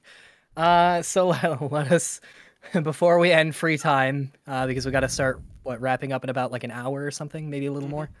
Let's go through this tarot reading real quick. It's not gonna be super long, but What have you got? I flipped through and pulled 2 cards, and he got the Queen of Swords and the 5 of Swords. So I'd look up at him and say, well, it can definitely tell that we just went through a conflict. So I'll point at the 5 of Swords and say, this one's saying to pick our battles wisely and think before we act. While this one's suggesting that when we're faced with an issue, we should use our head rather than our heart. So What's that supposed to mean? He looks at the cards. well, probably instead of reacting like with your first instinct to be angry, to take a second to take a step back and think about logically what the best way to go about the situation is. He puts his hands in his pockets and he pulls out a lighter and a pack of cigarettes and he lights one up. Fine. And he puts his cigarettes and his lighter away back in his racing tracksuit pockets, if you want to call it that. So, what do we do about and as he begins saying that, God, my voice is already dying. Like I said, I'm not doing Monokuma's voice today. But as he says that, and it is about now where all of you hear a very, very loud ding. And I have to make sure I'm on the right page here. I got so sidetracked. Read that already. Yup. Right, okay. And it's funny, I'm looking for something titled Free Time Ends Banquet Time, and I'm sitting there like, where is it? Where is it? I don't see it. But anyways, a loud ding rings through the air. It almost seems to be coming from everywhere at once, literally. You can hear it no matter where you are in the park, and Monokuma's voice resonates as if it's being carried over a loud speaker. And Monokuma says, "Attention! Attention, please! Dinner is now ready! Please proceed to the 3rd floor of the living quarters. That is all." Alright, so with that being said, you will also notice that the sun has begun to set. Does everyone make their way immediately to the banquet hall? Yeah, but I'm gonna turn to Crash and go, do you think that it's gonna be fish because we're underwater? We'll find out, I guess. And he begins leaving with you. We'll just go down the list. Julian, along with Harshman in tow, are you heading straight to the banquet hall? I think Denzel has died already. Denzel? I wasn't expecting a murder this soon. Uh, I hear him. Whoa! Oh, there we go. Can you hear me? yeah, we can hear you. Okay. Go ahead. Let's see. So I'm still following. He started to walk off. It looked like he had an intent in mind, and then you heard a loud ding, and you heard Monokuma's voice say, "Attention, dinner's now ready. Please proceed to the 3rd floor of the living quarters." That is all. Is he going that way to the dinner hall or no? He looks up, and yeah, he begins walking that way. Because okay, I do the same because even though we just snacked on burgers, I go see what they have at dinner hall. Still Okay. quite hungry. Maybe for dessert. Ian, if I remember correctly, you're basically right in front of the building. I'd head in then. Okay. David, you are pretty much there as well. I'd assume you'd be heading in along with Grace and Juliet in tow. Yep. Okay, so real quick before we get into that, there's something I need to do. I need to take pretty much all of you off. I already did Denzel's. I almost said Sean's. I already did Denzel's because of what he rolled. But all of you are going to learn something real quick about the people that you've been hanging out with. So I get to practice throwing people around in Discord, which I Yay! It's always fun. Is it just yeeting people into different channels? Yes. Okay. So we're gonna start with Allison. I will take you off real quick. And then the knife slowly appears under the table. The funny part is with Allison, all they had to do was mute. They didn't even have to leave the channel. That is true. But it's fine. Eh, While the DM's away, the players will reign chaos. And mother. The chaos has already literally rained down. Yeah, it literally did, with shards of glass. This was actually a really hard free time for me to decide who to hang out with. I am back. It's funny because I can drag people, and then like as soon as I go, it's like, "Are you sure?" You're already in a voice channel. It's like, "Yes, I'm freaking sure." Actually, they should ask you, are you sure she's right next to you? That is true. Yeah. We could have just muted our microphones. I made a joke. I was like, you guys could have just muted, but okay. Yeah, he did. All right. Ian, I'm gonna drag you away next. And there he goes. But yeah, no. And Time was, mother. there was like 4 people I wanted to hang out with, and I had to choose. It's Yeah. difficult. I'm fine with the critic. And now that I learned a secret about him. I figured that's who you were going with based on last session. Yeah. I think it makes sense. If he wants to critique my work, so I'm like, okay. Yeah, because another person I was thinking of was Magnus. All right. Yeah, I really talk to much of people. Whoops. There we go. My voice wasn't going through for a second. And finally, David, I will drag you off and tell you what you learn. Whee! I'm alone. Oh, the DM is here. I am here. Real quick though, I'm gonna ask you 2 things real quick. Here's gonna be a little longer. First, was there one of the 2 that you focused on more, or did you try to sort of be with the lead? Because it is within my DM nature, I tried to be equal. All right, and with that, roll me a D100, I guess, and we'll see how you do. Yeah. Could be better. I'll allow it just because it's still your expertise. I probably should have had you roll more dice.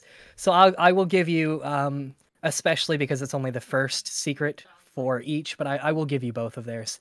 So what you learn about Grace, her first secret: my greatest fear is losing my youth, beauty, and grace. I can practically feel my inner treasure wither with each passing day. So that is what you learn from Grace. And let me find Juliet's sheet real quick. There it is. Her secret, her first secret: I have a new boyfriend every 2 weeks. Oh, but don't let that rile you up. I'm sure this time might be different. And these are things that they would have said to you throughout the day. But that's their first secret, so. Can you say Grace's again so I can type it out? Yep. Crap, I closed out of her sheet. 1 second. And there it is. So, hers is: my greatest fear is losing my youth, beauty, and grace. I can practically feel my inner treasure wither with each passing day. All right, and with that, I'm going to drag you back over. So, boop. Okay. I'm back. Okay. So many secrets being learned today. All the secrets. No idea. Mm. All right, so all of you learned an interesting tidbit, as I said to pretty much each of you. This would have been something that they said or let on just throughout the day while you were hanging out with them. The way these are going to work, all the NPCs are going to have 5. You're not going to earn them. Well, I'll have to think about it. I don't know if you'll earn them in rapid succession or just how rapid it will be. The first one was pretty obvious. But these secrets are organized not by perhaps how secret they should be, but instead by how secret they are to the person telling them. So, what would be a really good explanation? Like, if I had a really embarrassing story that I myself was not embarrassed to tell, like, hey, this one time I wet myself, and then I had a secret that to other people wouldn't be as serious, like, hey, I really don't like cheese. It might not make sense to someone else for me to tell the first one first, but it's in order of personal what's the word I'm looking for? Preference, I guess. Huh. So keep that in mind. Not that that'll be too important. So, anyways, you all heard a ding. We'll get moving because we have an hour left. I hope you all enjoyed the first session of free time. By the way, I It did. was a ride and a trip. An explosion. Wee woo, wee woo, definitely an wee explosion. woo. Yes. For real. Okay, so let me just move on down my notes here. I need to drink a water real quick. 1 second. Honestly, Okay. can't wait to ask Sean, who do you think got in the most trouble Right. in the first free time? Okay, so you all said that you were heading back to the banquet hall. As you Mhm. all begin to eventually make your way to the banquet hall, you'll notice people have congregated on the first floor. Some are talking in small groups, others are isolated. Was there any conversations anybody wanted to have with anybody before everybody heads up? Now is the time to do it. Mm. Um, Hey, what happened to the guy? Yeah, that's a good question. howitzer happened. How did Tilt head. how did the He Did the may or one- may not have gotten a couple of rocket launchers. One blew up something, I don't know what. And The I other I'm blew up going to definitely- slow turn.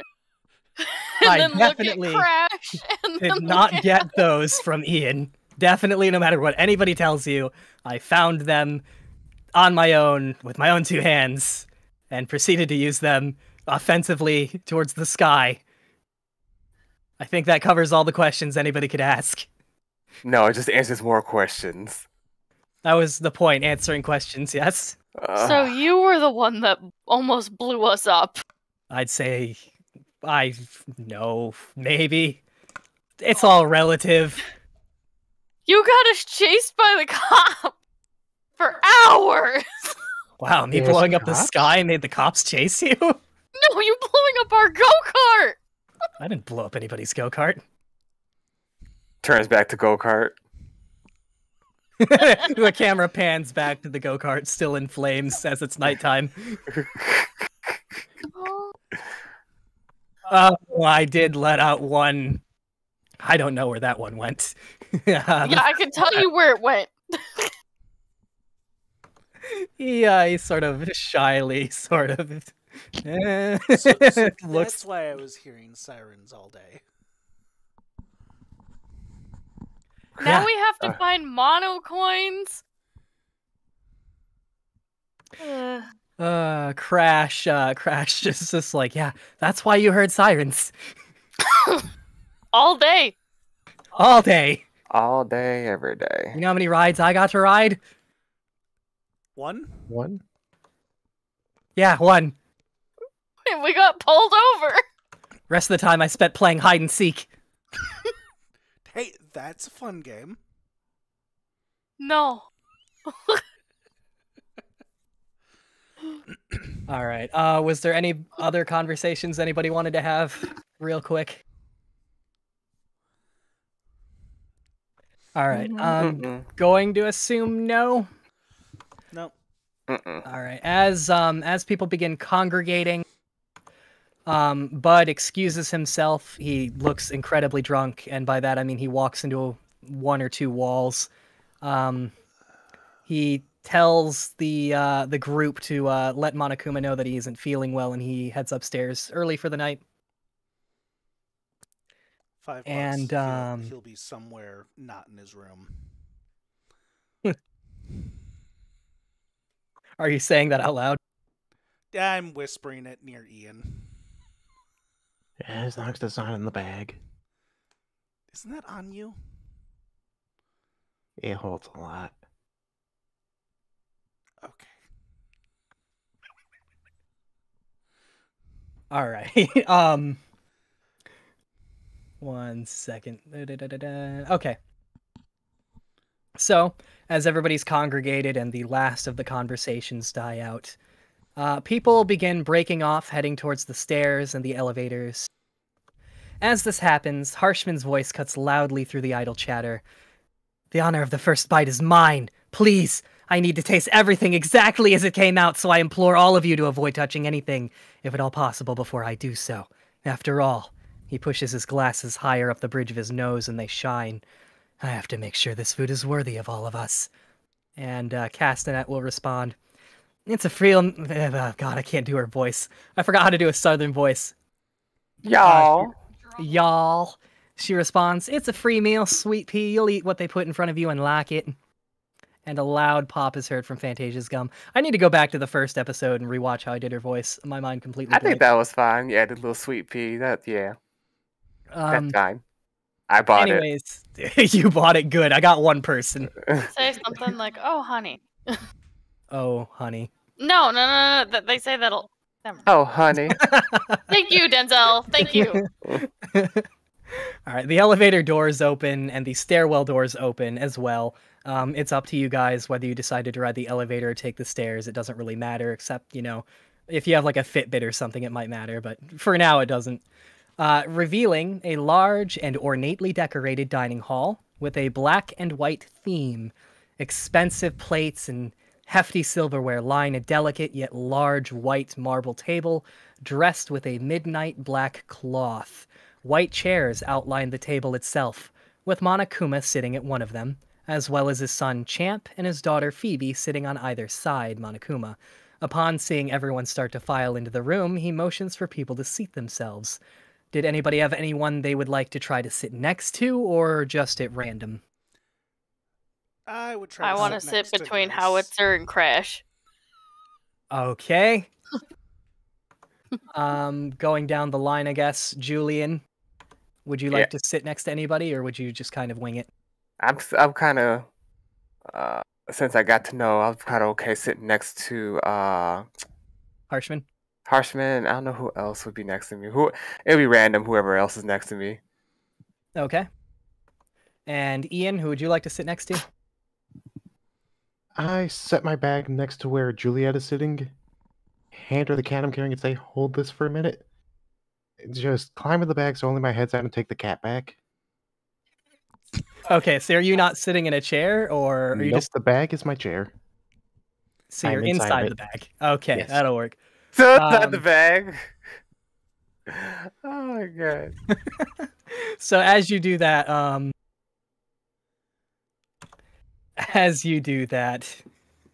so you're just, are you like by the table? Or are you off in like a corner of the room? Next to the table. Next to the table. Like, at one of the spots where the seats would be, I just move the chair out the way. All right, 1 second here. Okay. And then David, lastly. I would try to sit next to Grace, and if Juliet's nearby, sit next to both of them. Okay. All right, so with that out of the way, the sound of shuffling chairs and feet pervade the room for a few moments as people begin seating themselves and everyone takes their place. Behind Monokuma is a very large set of double doors that you can assume leads to a kitchen, a bright and colorful menagerie of scents and possibilities escaping the prison of its confines. Almost as if on cue, by the way, the double doors suddenly open and Manamiya begins bringing out large central dishes of food using several ornate silver carts to help her do so, to help her push the food out. You've seen them before in movies and stuff. Harshman seems to be watching the placement of the dishes intently. As soon as a dish close enough appears on the table, Harshman sort of jolts, fork in hand. His hand, however, is slapped forcefully away with a wooden ladle wielded by Castanet, and a fierce stare-down occurs for a moment. If nobody immediately interjects, the stare-down subsides, with Harshman apologizing for his manners and setting his fork down exactly where it was moments ago. And Castanet says, I knew I was going to have to keep an eye on you, troublemaker. Castanet places the ladle back in the dish she grabbed it from, and Harshman responds, my apologies again. I seem to have forgotten my manners. Please, I'll eat after the rest of you receive your plates. Monamiya rests her paws on her knees and lets out a deep, exasperated breath before taking a spare seat, and Monokuma glances over at her and nods before clapping his paws together and telling everyone to dig in. A few people actually don't eat. Juliet politely declines, saying her stomach has been in knots ever since everybody awoke, and Marionette also mentions nausea. And Monokuma, lastly, refrains from eating as well. Unless anybody had anything they wanted to say real quick, Monokuma will continue talking. So did anybody have anything that they wanted to briefly add? Did anybody want to, upon seeing anybody eat, decide to not eat? Perhaps you also feel nausea or just don't feel comfortable doing so. It's up to you. I would refrain from eating because stressful day. That's fair. Okay. I will watch for the first half and just see if anyone starts dying. Okay. You won't notice anything. Okay. Then Nobody's eventually going to will start eat. dying or anything. Allison, I'm assuming, do you dig in or do you sort of refrain, hold back? I will eat a little bit. Okay. Probably after, spending the whole day running from the cops, only Yeah. eating because I know that I should. I assume for a lot of people there might be a little bit of heightened anxiety. Julian, I'm sorry. Would you like to sort of dig in? Are you a little bit more reserved? The rest, I have my backpack with me. Yep. You okay. would probably be carrying it around, I'd assume. Uh, You're gonna start fucking putting sides in your backpack. I'm just gonna. I'll just like nibble while having my unfinished novel. I'll just think of ideas to finish it or to add more to it. He's So I'm kind of writing like smut book in while one hand. eating. Yeah, book in one hand, food in the other.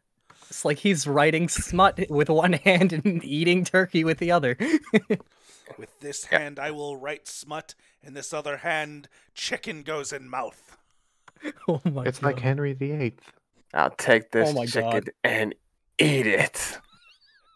All right. Over the sound of clanging silverware and eating, Monokuma pipes up. So, I think it's time I let you all in on everything I know. Let's see, where do I start? Oh, right. About So, time. this will be a little bit of a lengthy explanation, so try to keep up and forgive me. About 210 years ago, mankind discovered a small protoplanet adrift in the void of space and gravitationally untethered by anything until it came. That static's coming from Monokuma, by the way. Gravitationally untethered by anything until it came close enough to our own star. We managed to dodge the worst case scenario of a direct impact. However, the protoplanet Atropos veered towards the sun and broke apart. For size comparison, the protoplanet was the size of Pluto, or very nearly the size of Russia, a tiny bit smaller. The resulting debris peppered and bombarded the inner planets, and as a result, Earth's surface was rendered uninhabitable. Before this monstrous calamity closed the curtain on the human race entirely, however, the world governments banded together and formed a sort of task force called Savior, whose goal was to ensure not just the survival of mankind, but all the positive aspects of humanity, such as art and love. Savior's first task was shelter. Utilizing advanced science, engineering, and logistics, Savior mass-produced large habitable domes, called habidomes. These habidomes were placed in super secure locations and were designed to be a beautiful paradise. An Eden, so to speak. These habidomes were first populated with robotic denizens capable and tasked with upkeep. That's yours truly. Lastly, they needed a way to keep the actual human members inside a stasis while the bears finished the long-term projects, such as revitalizing livestock and growing produce, etc. So the sleeper cell was born, those pods you woke up in. As it turns out, the human body can only survive stasis for about 200 years with little to no side effects. It's hoped that after a few hundred years, perhaps the surface of the Earth will be habitable again, but nothing is certain. So, we have our little vaults all set, but who do we store inside? Why, only the brightest, of course. This brings us to two very magical schools. Hope's Peak Academy of Japan, and your school, Hope's Valley, America's answer to Japan's prestigious school. These two schools house the world's brightest treasure, brighter than all the world's gold. For you see, the students at these two schools were nothing close to ordinary. Each one possessed an extreme talent. That was a requirement for admission, in fact, to be the absolute best at something, a prodigy. And so, students from both schools were sequestered inside the newly constructed habidomes. And the last remnants of humanity either went into a deep slumber or died, hoping their actions saved humanity as a whole. Humanity is a funny thing, isn't it? That's most of what I have to tell. I don't think I really missed anything, except for one thing. About a year before the rest of you woke up, there seems to have been an introduction of anomalous data into the Habidome's mainframe. A virus, perhaps? A glitch? I'm still investigating the cause. At a glance, it almost seems like one of you woke up a year early and tampered with something. But speculation like that won't do anybody any good. And besides, it's not your job to worry about that, it's mine. So please, enjoy your lives here to the fullest. Now, after that lengthy explanation, does anybody have any questions so far? Yes. This virus. Do you know what it's doing? No, I have absolutely no idea. Right now, it's just causing... What's the way to word this? Lengthier load times for all the other data, if that makes sense. It's kind of just in the way right now. As far as what else it could be doing, I really don't know. We have the cyber crew working on it, a fully team of automated bear cybersecurity experts. They haven't come up with anything so far, but they haven't had exactly a lot of time right now. I don't know, this might just be me, but aren't you worried that robotic bears would be infected by the virus, causing you not to identify the virus? What would make you think something like that? I don't know, just a hunch. The virus would only infect someone that's been, or something that's been plugged into the mainframe. Don't you guys need to as far as charge? the... No. No, the bears don't need to charge. But, with that said, the cybersecurity bears, they don't plug into anything. They sort of see things from the outside. In fact, the only bear that's plugged into the mainframe was me, and I'm fine. Fine. Press F to doubt. Press F to doubt. You already crashed once on us. Crash looks up, not paying attention. Who said my name? I won't go back. You'll never make me go back. Pats him on the back. Does anybody else have any questions?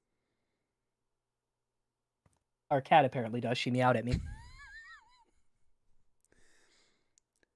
So, we're all that's left. 2 schools. Well, there's other habidomes, but you're all that's left here. Can we get in contact with the other habidomes? That wasn't... We'll see. I'm sure we can rig something up. That wasn't exactly part of the plan. Each habidome was supposed to be completely separate. It was supposed to grow separately, with outside influences non-existent. And also, this was sort of a safety precaution, because if one thing went wrong, a virus, or perhaps even if someone went rogue and, I don't know, turned into a murderer or something, it was always deemed safer that they were separated as much as possible. But theoretically, I suppose you could probably manage it somehow. Technology is pretty amazing.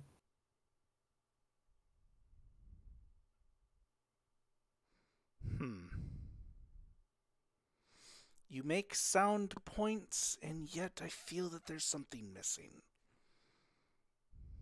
Well, whatever it is, I hope you find it here. And, he sort of tilts his head at you a little bit.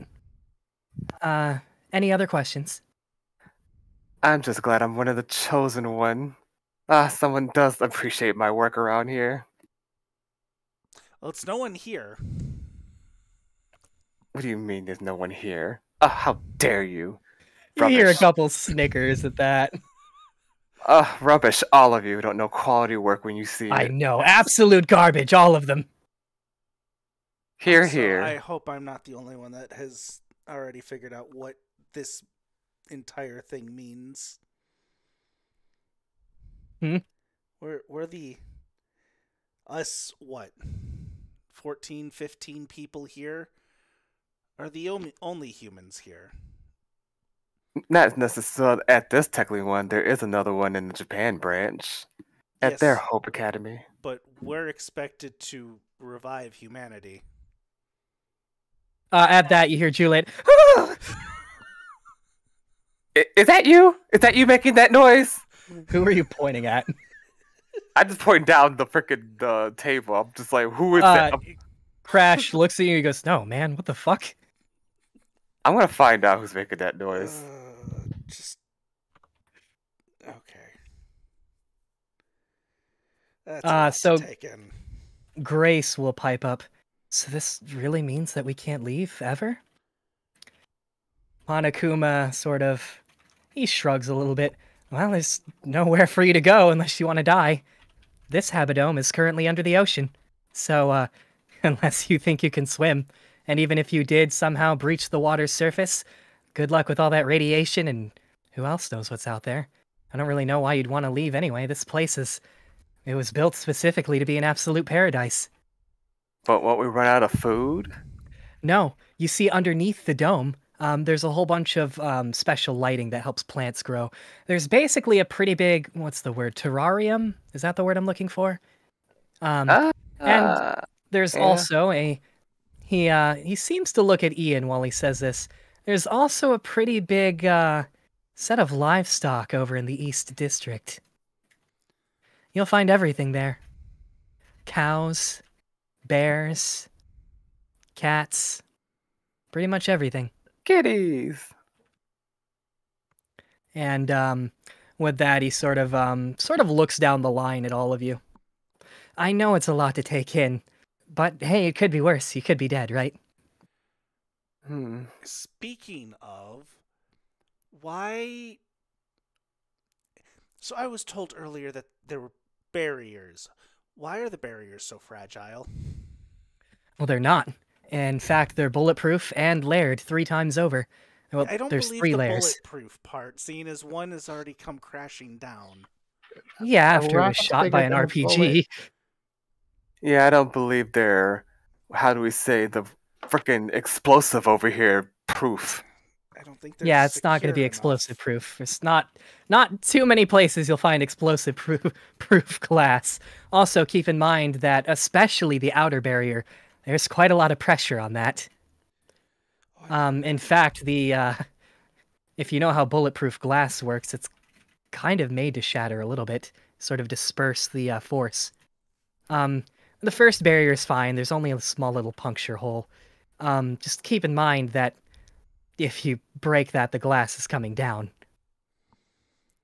So we gotta make sure that explosive boys in here don't get 2 more rocket launches, otherwise this place will implode and kill us all.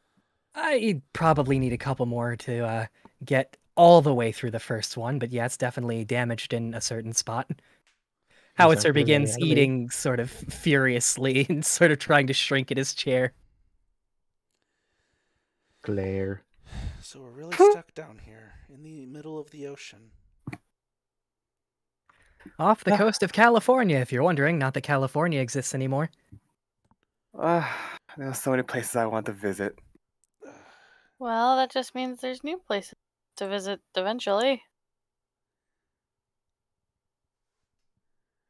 Oh, I think I said this, but all of you woke up 3 months early, so technically you've been sleeping for 199 years and 9 months. So it's supposed to be 200 years. It was supposed to be. That's when your friend's going to wake up.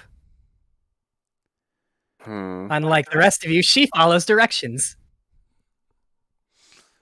The best laid plans are, might as well just be tossed in the garbage. Is there? Yeah. Oh. I have a But question. I cannot help but realize that there is a whole new world out there. So many possible new creatures, so much inspiration. The Fallout theme begins playing. No, just kidding. I'd hope to God there's no mutated monsters out there. And if that is such the case, do we have some type of weaponry to fight against that? I hope if we- they're out there, because that'd make some great new monster content for my stories. He's looking for a Tarrasque. He's got a Tarrasque. Everybody run! Oh no, I'm looking for new types of hydras. This that's isn't terrifying. a game for your D&D campaigns. This is life that people can get killed. Oh, If I'm that- fully aware, but I mean, we've all heard in stories and media that Radioactivity. radioactivity can cause mutations. It can't help but be a little curious to see what would happen after 200 years. I don't think that Radio- much is going to happen. And also just straight up kill people. Yes. That's why we need radioactive suits. Looks and bag. Well, hopefully I I've can got give enough. you I can give you one little bit of good news. The fact that there's still water proves that there must still be an atmosphere, because without the atmosphere, the water would simply boil away without the pressure to. Well, I can tell you there's an atmosphere up there. Can't tell if you can breathe it or how radiated it is, but there's at least some air above the ocean we're in. That Oh, was that's one of the good to know. fears, actually, that the entire atmosphere would get sheared off, but it doesn't look like that completely happened, at least. So, wait. If we don't have any contact, what if the Earth is just fine? How do you know if it's not? So, before you were all placed, obviously, I think I let on a little bit, but they did some calculations. And not even getting into the fact that most, if not completely all of life was completely decimated. Nuclear winter was definitely a thing. There's no way there's anything up there, I can tell you that right now. But do you have proof? Hard proof, no. Logic and common sense, yes. Have you ever heard of, I don't know, have you ever heard of the term supervolcano? Yes. Do you know what happens when a supervolcano goes off? Of course. Well, when a supervolcano explodes, theoretically, it would fill up the entire atmosphere with black ash and pretty much plunge the world into a never-ending winter to which nothing could survive, not even really bacteria. Yes. And a large, singular, mind you, singular meteor would have about the same effect. With some added things I'm not even going to get into. And the planet was bombarded by, have you ever heard of the Chicxulub? Does that name ring a bell? No. So, the Chicxulub crater is the crater left over by the, the big rock that smacked into the planet and killed the dinosaurs and most life on the planet. And that was Oh, I between... got a piece of that. You what? I don't What? I know. pull out a small rock. Oh my god. So that was between 6 to 9 miles across, and that was one. The Earth has been bombarded by at least 100 of those, if Oh, that helps dear. put things into perspective. It does. I still can't help but feel that, seen as, don't have a lot of my memory, that you could just be lying. And none of this could have actually happened. I mean, I suppose you could be that paranoid.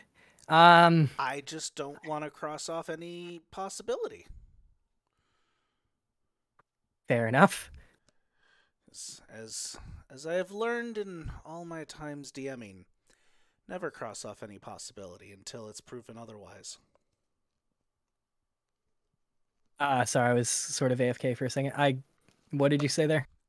I said, in all my times of DMing, never cross off any possibility until it's proven otherwise. Fair enough. By this time, pretty much everybody is finished eating. We've got like a half hour left. Is there any other conversations anybody wanted to have with either Monokuma or anybody else as dinner is sort of winding down?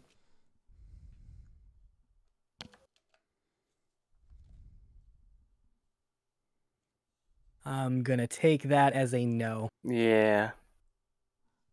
So Monokuma will jokingly say to you, David, well, if you ever feel like figuring out what's up there, we can always jettison you out the airlock. Wait, it's an I would airlock? I would suggest bringing a really, really big oxygen tank. Really, really big one. I look to Magnus. I got a project. Yeah, so we do have a project, I see. I'm really good at studying things. I can't really build things offhand, but if I study something, I can learn the ins and outs almost immediately.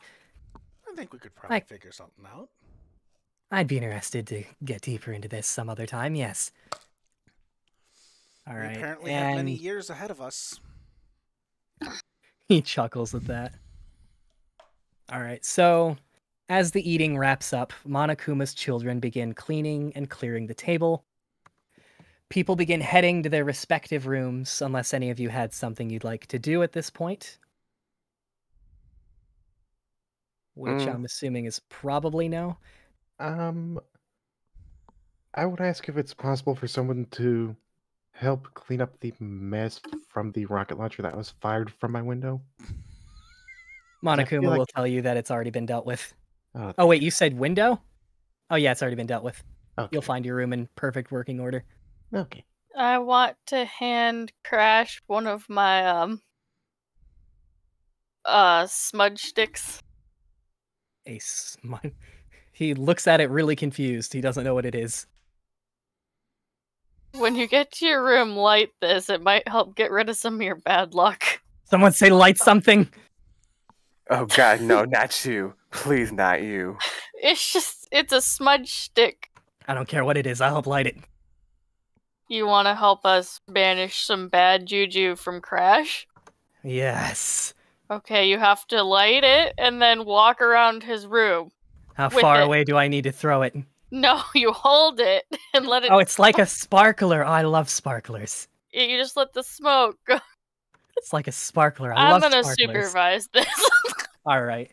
As you go up to your room, We're and going to speaking Crash's of- room. Crash's room. Sorry. As you go to Crash's room, you smudge the Howitzer. room. Howitzer begins dancing and waving it around like a sparkler. You gotta walk around while you do it, though. He begins very sick, like pop lock and dropping it with the sparkler. He does the moves. Oh. All right, so that's Allison. Julian, were you just heading up to your room?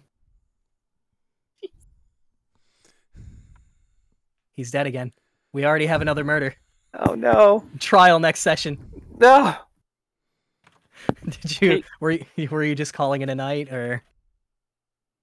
Let's see, because I ate, finished eating, read my book. Yeah, Oh, because I'm gonna take my book, my unfinished book that I'm working on. I'll just take it to my room and call it a night. Okay. One thing real quick, I forgot to mention it. I think you would have been told during dinner that wake up is 7 a.m. The park opens at 8 a.m. and the park closes at 8 p.m. So a little bit of information there. What, now you're Quite- gonna oh, us do to a we- schedule? What is this, a job? You would have been told that the schedule is more for the construction side of things. Now I know I and made it like restocking, etc. sorry, I made it like a thing, like wondering like what time it is. Is there like a clock or something around the park that could tell us the time, or we just get announcements? You would be told that you'd get announcements. There is a clock in each of your rooms, Okay. and I guess scattered in places where it would make sense. Okay. So you said you were just heading up to your room and finishing some writing. Yeah, just finished writing. Since all this, I guess I overheard some talk about dungeons over across the table, so it just got me thinking. Grace and Juliet probably would have been bringing up D&D. They seem very enthralled by it. Yes. Ian, are you just heading off to bed, or was there something you wanted to do? Yeah, I'm just heading off. That's not like you, man. Are you okay? Say what? I said that's not like you, man. Are you okay? He's been in that bag all day, or after the incident. I expected him to cause I- trouble at the nighttime. You know what? You said something. I will do something. That's shit. fair. All right. Oh boy. I hand a cat to Julia and say, "Could you watch this for the night?" Okay, sure thing. Julian or Julianne? Uh, Juliet. Or Juliet? Yes. Okay. Okay, Female. Juliet. Yeah. Oh god. She Denzel almost had a cat. I almost got a cat. He can still get one. she looks at Meow. you. Is this for me? Oh god. Oh, that's right. I'm gonna put it next to everything else you gave me. It's a live animal, you know. So am I. Uh, Okay, so its name is Sparkle Paws. You can It's call me very whatever friendly. you want. you just all you hear is the sound of a paper and pencil being written down fiercely as a spark of light Write that down. has been ignited in Julian. Oh my god. Okay, So- I'm going to bed now. You give her the cat, Ian? Yes, I do. Okay. David, are you just going to bed, or did you have something you wanted to do? Oh, of course I have something to do. I am going Alright. to. I'm assuming there's a desk in the room, right? For your own personal room? Yeah. Yeah, there can be a desk in there. Cool. I'm going to take my little set out, take out some clay, and start making stuff. Right. Alrighty.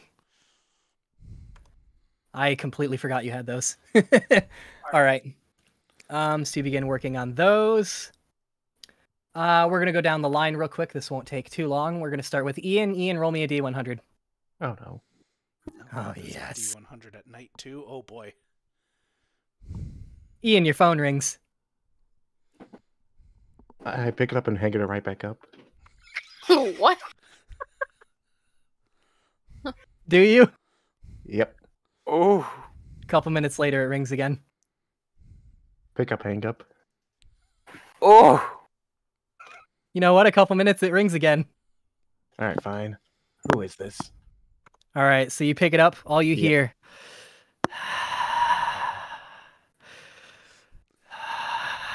Oh Click. my god. I'm uncomfortable. I am too. And Juliet's God stuck. damn it, Juliet. David, roll a D100. All right. David, your phone rings. I let it ring for a moment. Yeah, you can't seem like you were right on it. You gotta Exactly. give it like a courtesy ring. I pick it up. Hello, you have reached David's Dungeon Master service. How may I help you?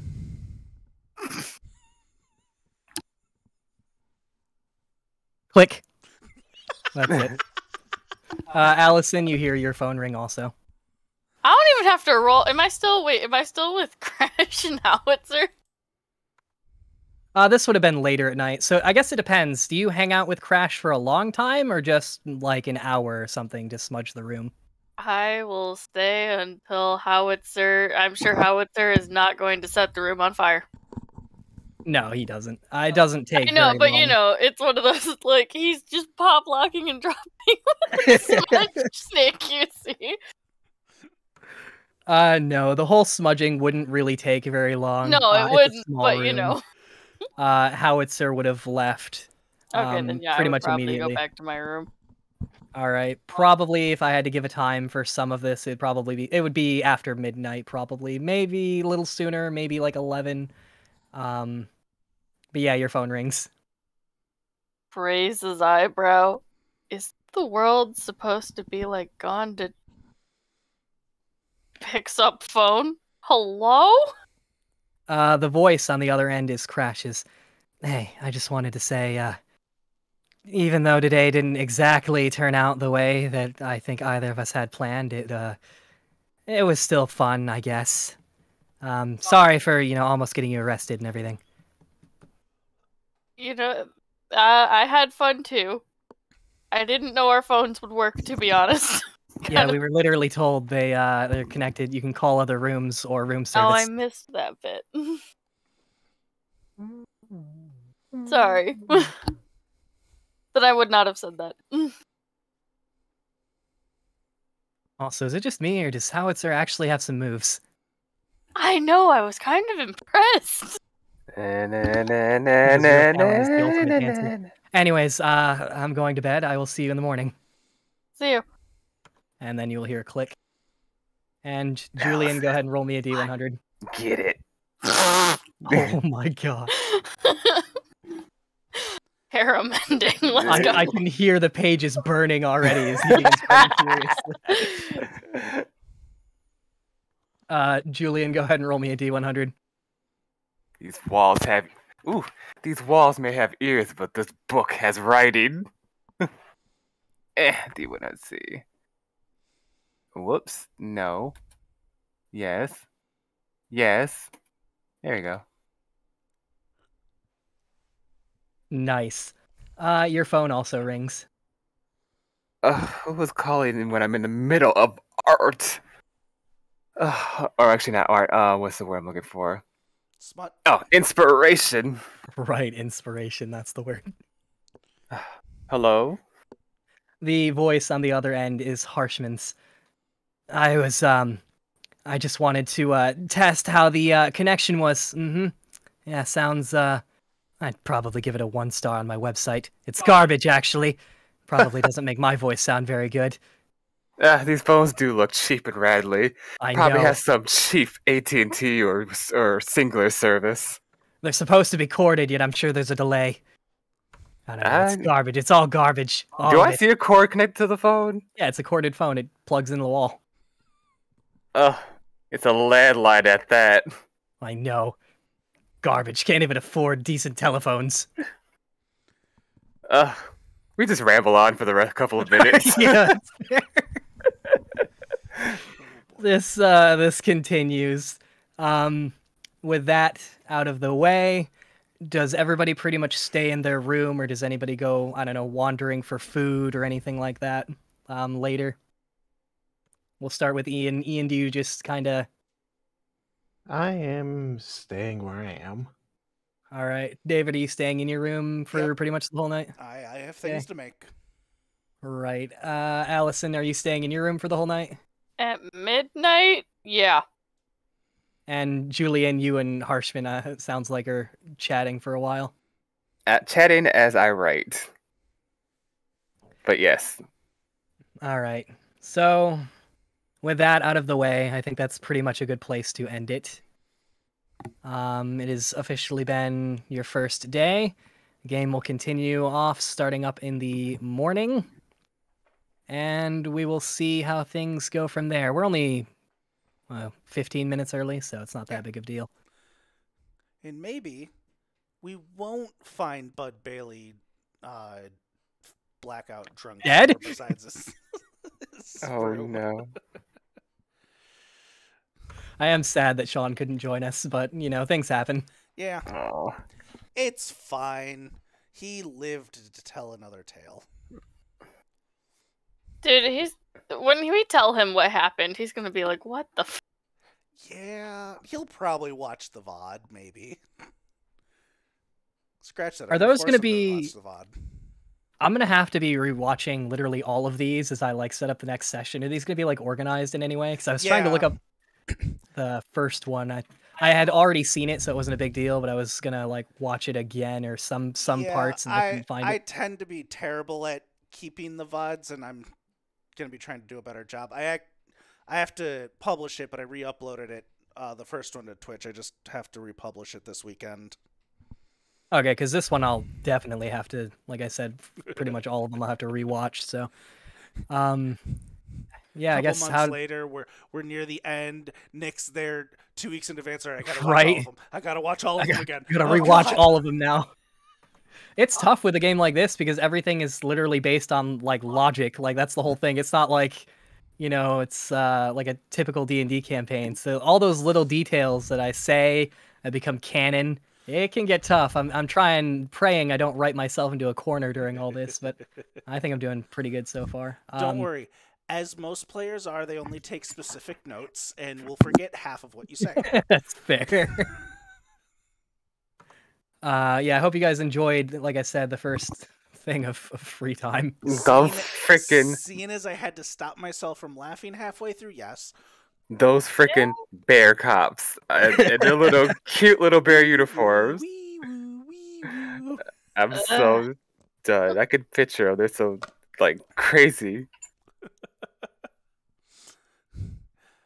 Allison's over there having a crash of a time. Denzel over there critiquing everything. What, with the critiquer? Ian causing all the explosions, and I'm over here romancing 2 people. It turned into a harem. Freaking Blair. To be fair, there was 4 people I was thinking about hanging out with, and I knew I had to try and get it down to 1. Yeah. Then you made me feel bad with Juliet just kind of looking off in the corner. I'm like, I can't just leave her alone. I was hoping it would be tough for you guys to like decide who to hang out with. I was like, okay, these NPCs can't be trash with like 1 or 2 good ones. Like, I knew I wanted to hang out with Grace, make sure that she was doing okay, because she had a hard time getting out of the pod. I wanted to hang out with Magnus, because Mad Scientist sounds fun. Juliet, because, man... Trying to figure out what the fuck's going on with her. There's that, and I can just say things they can be taken completely the wrong way, and it's great. And I just hear like some weird noise in the distance going, ah! From the background, yeah. Yeah, and then there was another thing that I could have done, but I'm gonna save that for later. It's funny because I'm just laughing if like Denzel's one singular goal or Julian's singular goal is to find out who keeps making that noise. And during like one of the most important trials, he'll just be like, I've got it. And everybody will be like, do you know who the murderer is? They're like, no, it's fucking Juliet who keeps making those noises. How could it be me? I'm right here. I'm the one that's Juliet, not Julian. Oh. No, I was saying you were finally going to figure out who was making those noises at like the least opportune time. Oh. So, Yes. Can you... Dead by Daylight. You know it. All right. Well, chat, thank you for joining us. I hope you guys enjoyed it as much as we did, because it was a lot of fun. Next weekend, we return with more Tyranny of Dragons, and, after last Tyranny of Dragons session and things almost not going well for some people, who knows what will happen? It'll be fine. It's going to be great. It's going to be fantastic. So I hope you guys join us, and we'll catch you next time. Bye-bye! Bye-bye.